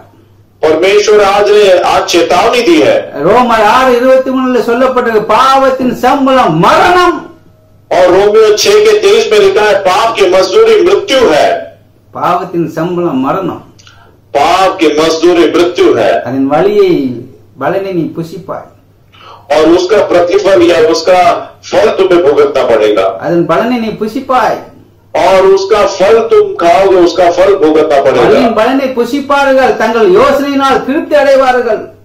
और करनी का फल आप भोगेंगे और उसकी युक्तियों का फल से आधा जाएंगे। பாவத்தின் சம்பளம் மரணமாய் காணப்படுகிறது। पाप की मजदूरी मृत्यु है। தேவ பிள்ளையே, அதிலிருந்து நீ வெளியிலே வா। परमेश्वर के बच्चों, उस बात से आप लोग बाहर आ जाओ। என்னுடைய கிருபை வரமோ நம்முடைய கர்த்தராகிய இயேசு கிறிஸ்துவினால் உண்டான நித்திய ஜீவன் என்று எழுதப்பட்டிருக்கிறது। परमेश्वर का अनुग्रह, परमेश्वर का दान यीशु मसीह के द्वारा मिलने वाला अनंत काल का जीवन ऐसा लिखा। நித்திய ஜீவனை பெறுவதற்காக இயேசுவை ஏற்றுக்கொள்। उस अनंत काल के जीवन को प्राप्त करने के लिए यीशु मसीह को आप ग्रहण करो। நான் சீக்கிரமாய் முடிக்கிறேன்। நீதிமொழிகள் 1:33 வாசிக்கும் பொழுது, और जल्दी में समाप्त करना चाहूंगा। नीति वचन पहला अध्याय का 31वां वचन जब हम पढ़ते எனக்கு हैं, செவி கொடுக்கிறவன் எவனோ அவன் விக்னமின்றி வாசம் பண்ணி ஆபத்துக்கு பயப்படாமல் அமைதியாய் இருப்பான் என்று சொல்லப்பட்டிருக்கிறது। और इस प्रकार से लिखा है कि जो मेरी बातों को सुनता है और परंतु जो मेरी सुनेगा वह निडर बसा रहेगा और बेखटके सुख से रहेगा। அப்படி செவி கொடுக்கிறவர்கள் பயப்படாமல் அமைதியாய் இருப்பார்கள்। और जो लोग उसकी बात को मानते हैं, सुनते हैं, वे बिना डरे बहुत ही शान से अच्छे से बैठे रहेंगे बेखटके। சூழ்நிலைகளுக்கெல்லாம் பயப்பட மாட்டாங்க, और परिस्थिति से बिल्कुल नहीं डरेंगे। அமைதியான வாழ்க்கை வாழ்வார்கள், बहुत ही शांति भरा हुआ जीवन जिएंगे, சமாதானத்தின் வாழ்க்கை வாழ்வார்கள், बहुत ही शांति भरा हुआ जीवन जिएंगे। எல்லாவற்றையும் ஆண்டவர் பார்த்துக் கொள்வார் என்ற நம்பிக்கையின் வாழ்க்கையில வாழ்வார்கள்। सारी बातों को परमेश्वर देख लेगा, इस प्रकार से जीवन में आशा भरा हुआ जीवन जिएंगे। என் கடிந்து கொள்ளுதலுக்கு திரும்புங்கள் என்று ஆண்டவர் இன்றைக்கு சொல்லுகிறார்। और परमेश्वर कहता कि मेरी ओर तुम मत फिरो। என் கடிந்து கொள்ளுதலுக்கு திரும்புங்கள், परमेश्वर कहता मेरी फटकार या मेरे सुधारने की ओर तुम फेर आओ। என் ஆவியை உங்களுக்கு அருளுவேன், और मेरी आत्मा को मैं तुम्हें दूंगा, என் வார்த்தைகளை உங்களுக்கு தெரிவிப்பேன்। मेरे वचन को तुम पर मैं प्रकट करूंगा। இன்றைக்கு நீ உன் ஜீவியத்தை ஒப்புக் கொடுக்கும் பொழுது ஆண்டவர் சொல்ல, என் ஆவியை உங்களுக்கு அருளுவேன்। जब आप आज अपना जीवन प्रभु को सौंप दोगे तो परमेश्वर कहता मेरी आत्मा मैं तुम्हें दूंगा, என் வார்த்தைகளை உங்களுக்கு நான் தெரிவிப்பேன்। मेरे वचन को तुम पर मैं अवगत करूंगा। மாம்சமான யாவர் மேலும் என் ஆவியை ஊற்றுவேன் என்று வாக்கு பண்ணினவர்। हर एक मानव जाति पर मेरी आत्मा को उड़ेलूंगा, ऐसा वायदा किया हुआ என் परमेश्वर। கடிந்து கொள்ளுதலுக்குள் நீங்கள் திரும்பும் பொழுது और मेरी फटकार या मेरे वचन की ओर तुम मोड़ कर आने पर என் ஆவியை உங்களுக்கு அருளுவேன், मेरी आत्मा को तुम पर मैं दूंगा, என் வார்த்தைகளை உங்களுக்கு தெரிவிப்பேன்। मेरे वचन को तुम पर प्रकट कराऊंगा। அப்பொழுது ஆபத்திற்கு பயப்படாமல் நீங்கள் அமைதியாக இருப்பீர்கள்। और किसी प्रकार की आफत और मुसीबत से न डरते हुए तुम निडर रहोगे, बेखटके बने रहोगे। ஒரே ஒரு வார்த்தை சொல்லி முடிக்க விரும்புகிறேன்। एक ही वचन को बताकर मैं समाप्त करना चाहूंगा। நீதிமொழிகள் 16:3 வாசிக்கும் பொழுது, और नीति वचन 16वां अध्याय का 3रा वचन जब हम पढ़ते हैं, உன் செய்கைகளை கர்த்தருக்கு ஒப்புவி, अपने कामों को यहोवा पर डाल दे, அப்பொழுது உன் யோசனைகள் உறுதிப்படும்। इससे तेरी कल्पनाएं सिद्ध होंगी। நம்ம கண்களை மூடி ஜெபிப்போம்। आइए आंखों को बंद करके हम प्रार्थना करें। இன்றைக்கு நம்முடைய எல்லா செய்கைகளை இயேசுவுடைய கருத்துல ஒப்புவிப்போம்। आज अपने सारे कामों को यीशु के हाथों में हम समर्पित करेंगे। நம்முடைய வாழ்க்கையை இயேசு கருத்துல ஒப்பு கொடுப்போம்। अपना जीवन यीशु के हाथों में हम समर्पित करेंगे। அவருடைய யோசனை நம்முடைய வாழ்க்கையிலே நிறைவேறும்படியாக, நம்முடைய யோசனையும் நிறைவேறும்படியாக, उसकी कल्पनाएं हमारे जीवन में पूरी होने के लिए, हमारी कल्पनाएं जब पूरी होने के लिए நாம் தேவனுடைய கருத்துல ஒப்பு கொடுப்போம்। परमेश्वर के हाथों में हम समर्पित உன் करेंगे। செய்கைகளை கர்த்தருக்கு ஒப்புவி, अपने काम, अपनी कल्पनाओं को, अपने काम को प्रभु के हाथ में डाल அப்பொழுது दे, உன் யோசனைகள் உறுதிப்படும்। और तब तेरी कल्पनाएं सिद्ध होंगी। ஆண்டவரே, இன்றைக்கு என் வாழ்க்கையை ஒப்பு கொடுக்கிறேன் என்று சொல்லுங்கள்। हे परमेश्वर, आज मैं अपना जीवन समर्पित करता हूँ, ऐसा बोलिए। ஆண்டவரே, என்னுடைய வழியின் பலனை நான் திருப்தி அடையேன்। हे परमेश्वर, मेरे फल के कामों से हमें तृप्त होना है सब தங்கள் लोग। வழியின் பலனை புசிப்பார்கள், தங்கள் யோசனைகளால் திருப்தி அடைவார்கள்.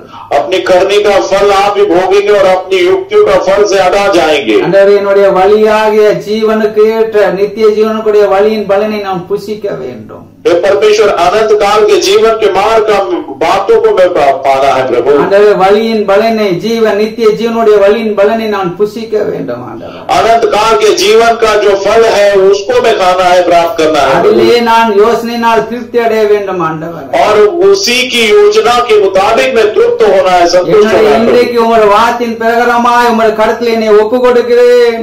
हे परमेश्वर, तेरे वचन के मुताबिक आज अपना जीवन में तुझे समर्पित करता உன் हूँ। செய்கைகளை கர்த்தருக்கு ஒப்புவி என்று சொன்னீரே.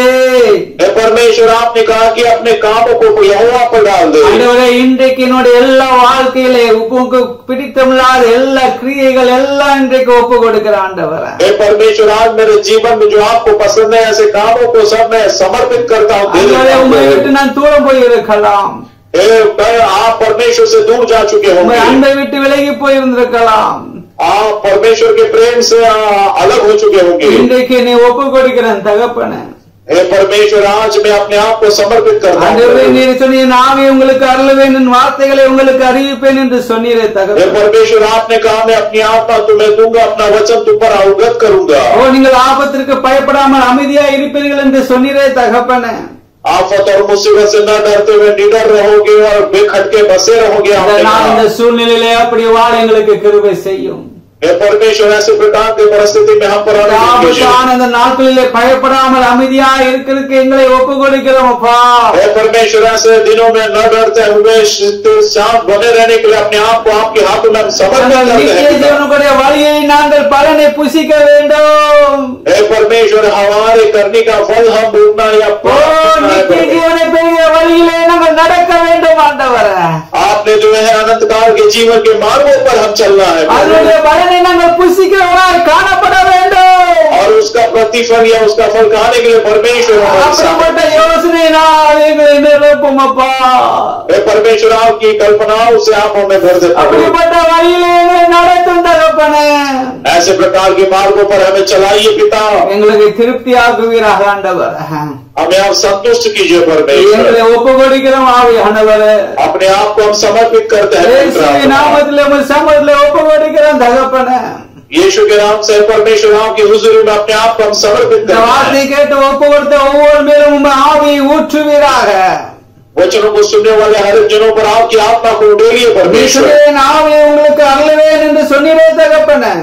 अनुग्रह की आत्मा में तुम्हें दूंगा, ऐसा आपने कहा पिता। என் கடிந்து கொள்வதற்கு திரும்புவர்கள் மேல் என் ஆவியை ஊற்றுவேன் என்று சொன்னீரே. मेरी फटकार, मेरे सुधारने के वचन के, और जो कोई मुड़ता है उनको मैं पवित्र आत्मा दूंगा, ऐसा आपने कहा। ஆபத்திற்குள்ளே பயப்படாமல் அமைதியா இருப்பார்கள் என்று சொன்னீரே. இந்த வாக்குத்தத்தங்கள் அவருடைய வாழ்க்கையை நிறைவேறுவதாக இயேசுவின் நாமத்தில். कष्टों के समय में वे निडर रहेंगे और बेखटके बसे रहेंगे। ये वचन हमारे जीवन में पूरा हो जाए यीशु के नाम से। எங்களை ஒப்பு கொடுத்து செபிக்கிறோம் அப்பா. अपने आप को समर्पित करते हो, प्रार्थना करते हैं पिता। எல்லாரும் கண்களை மூடி நாம் தேவ சமூகத்தில் ஒப்பு கொடுத்து செபிப்போம்.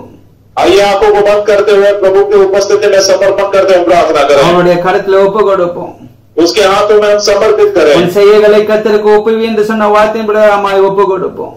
अपने कामों को यहोवा पर डाल दे, इस वचन के मुताबिक आइए अपने आप को, अपने कामों को खुदा के हाथ में दे நாம் देंगे। என்ன விதமான காரியங்களை செய்தாலும் இன்றைக்கு இயேசு நம்மளை மன்னிப்பதற்கு அவர் கடந்து வந்திருக்கிறார். आज चाहे किसी भी प्रकार के उसके विरुद्ध के काम किए होंगे, आज यीशु मसीह क्षमा करने के लिए वहां चुका है। இயேசுவின் இரத்தம் சகல பாவங்களை நீக்குகிறது. यीशु का लहू सारे पापों को दूर करता है திரும்பவும் நிறுத்திருக்க அவர் வல்லவராய் இருக்கிறார். और दोबारा आपको खड़ा करने के लिए वो सामर्थ्यवान இந்த परमेश्वर है। சமயத்தை நீ பிரயோஜனப்படுத்திக் கொள். और इस समय का सदुपयोग आप कर लो। நாம் எல்லாரும் கண்கள் மூடி ஜெபிக்க போகிறோம். आइए हम सभी जन आंखों को बंद करते हैं, प्रार्थना करें। அந்த சமூகத்துல உன் வாழ்க்கையை ஒப்பு கொடு. परमेश्वर की उपस्थिति में अपना जीवन आप समर्पित करो। நீ மூடனை போல இதை அசட்டை பண்ணி விடாதே. मूर्ख के जैसे इस बातों को आप तुच्छ न जानो। ஓ, மூடர்கள் அசட்டை பண்ணுகிறார்கள். मूर्ख लोग तो इस बात को तुच्छ जानते हैं அவர்கள் நிர்விசாரமாய் இருக்கிறார்கள். और वे लोग गौर नहीं करते, ध्यान नहीं देते। நிர்விசாரம் அவர்களை அழிக்கும் என்று சொல்லப்பட்டு இருக்கிறது. और ध्यान न देना, निश्चित रहना, उनको नाश कर देना। நாம் அறிவை பெற்றுக்கொள்ள கூட நரகத்துக்கு பேரக்கூட கூட நாம் नाश नहीं होना, नरक में नहीं जाना है, நாம் நித்திய ஜீவனை பெற்றுக்கொள்ள வேண்டும். अनंत काल का जीवन हम प्राप्त करना। நம்மளை ஒப்பு கொடுப்போம். अपने आप को समर्पित करें। கிருபையும் இரக்கம் நிறைந்த எங்கள் அன்பின் தகப்பனே, अनुग्रह और कृपा से भरे हुए हमारे स्वर्गीय पिता, ஆசீர்வதிக்கப்பட்ட உம்முடைய ஆண்டவரே, இந்த நேரத்துக்காக உம்மை ஸ்தோத்திரிக்கிறோம். आशीर्वादित पाए इस समय के लिए हम आपको धन्यवाद करते हैं। எங்களோடு இடைப்பட்ட ஒவ்வொரு வார்த்தைக்காக உமக்கு நன்றி आपने செலுத்துகிறோம். हमसे बातें की, हर एक वचनों के लिए हम आपका धन्यवाद करते हैं। ஆண்டவரே, உம்முடைய சமூகத்தில் எங்களை ஒப்பு கொடுக்கிறோம் அப்பா. परमेश्वर अपने आप को आपके हाथों में हम समर्पित இந்த करते हैं। சூழ்நிலையில் இருக்கிற எங்களுடைய பயத்தை மாற்றும்படியாக, इस परिस्थिति में परमेश्वर हमारे सारे डर को आप दूर எங்கள் कर दीजिए நம்பிக்கையற்ற வாழ்க்கையை மாற்றும்படியாக, और आशावान ऐसा जीवन बनाने के लिए என்ன நடக்குமோ என்ற சிந்தனையில் வாழ்ந்து கொண்டிருக்கிற எங்கள் வாழ்க்கையை மாற்றும்படியாக, अरे क्या होगा ऐसे विचार में हम जीवन बिता रहे, इस जीवन को बदलने के लिए இன்றைக்கு எங்களை உங்கள் சமூகத்தில் ஒப்பு கொடுக்கிறோம் தகப்பனே. आज हम अपने आप को आपके हाथों में समर्पित करते हैं। உங்கள் வார்த்தையின் பிரகாரமாய் ஆண்டவரே, आपके वचन के मुताबिक है परमेश्वर, இன்றைக்கு எங்களோடு பேசின வார்த்தையின் பிரகாரமாய் ஆண்டவரே, जो आपने वचन के द्वारा हमसे बातें की उस वचन के मुताबिक ஆபத்திற்கு பயப்படாமல் அமைதியாய் இருப்பான் என்று சொன்னீரே தகப்பனே. आपस से न डरते हुए बहुत ही निडर बसे रहेंगे, ऐसा आपने कहा எங்கள் परमेश्वर। வாழ்க்கையில் இருக்கிற எல்லா பயத்தை மாற்றிவிடும், हमारे जीवन में सारे डर को आप निकाल दीजिए, दूर எல்லா कर दीजिए। விசுவாசத்தை நீர் மாற்றிவிடும், आशीर्वाद जीवन होकर स्वर्ग की ओर आप बदल दीजिए எல்லாம் ஆண்டவர் அவிசுவாசமான ஜீவியத்தை நீர் மாற்றிவிடும் ஆண்டவர். और अविश्वासी भरा जीवन आप वो निकाल दीजिए, दूर कीजिए प्रभु। எங்க உங்களை கடிந்து கொள்ளுதலுக்கு நாங்கள் திரும்புகிறோம். और आपकी फटकार या आपके सुधारने की बातों की ओर हम मुड़ते हैं। உங்கள் வார்த்தைக்கு நாங்கள் கீழ்ப்படுகிறோம். आपके वचनों की हम आज्ञा मानते हैं। உங்கள் ஆவி எங்களுக்கு அருளுவீராக. आपकी आत्मा पर उड़ेलिए प्रभु। பரிசுத்த ஆவியானவருடைய அபிஷேகத்தினால் எங்களை நிறைத்து நீர் எங்களை நிலைநிறுத்துவீராக ஆண்டவர். पवित्र आत्मा के अभिषेक को देकर हमें आज स्थिर खड़ा कीजिए खुदा। அப்படியே நீ செய்த கிருபைக்காக உமக்கு நன்றி ஆண்டவர். ऐसा ही आपने किया, आपके अनुग्रह के लिए हम आपका धन्यवाद करते हैं। துதி கன மகிமை நாங்கள் உமக்கு செலுத்துகிறோம். स्तुति महिमा आदर हम आप ही को देते हैं प्रभु। இயேசு கிறிஸ்துவின் நாமத்தில் ஜெபிக்கிறோம் எங்கள் ஜீவன் உள்ள நல்ல தகப்பனே. यीशु मसीह के नाम से मांगते हैं हमारे जिंदा प्रेमी पिता। ஆமென். आमेन। கர்த்தர் உங்களை ஒவ்வொருவரையும் ஆசீர்வதிப்பாராக. परमेश्वर आप सबों को आशीर्वादित करने पाए। கர்த்தருக்கு சித்தமானால் அடுத்த வாரத்திலே நாம் சந்திப்போம். परमेश्वर की इच्छा हो तो अगले सप्ताह में हम मिलेंगे। கர்த்தருடைய நாமம் மகிமைப்படட்டும். परमेश्वर के नाम की महिमा हो। God bless you. प्रभु आप सबों को आशीष करें।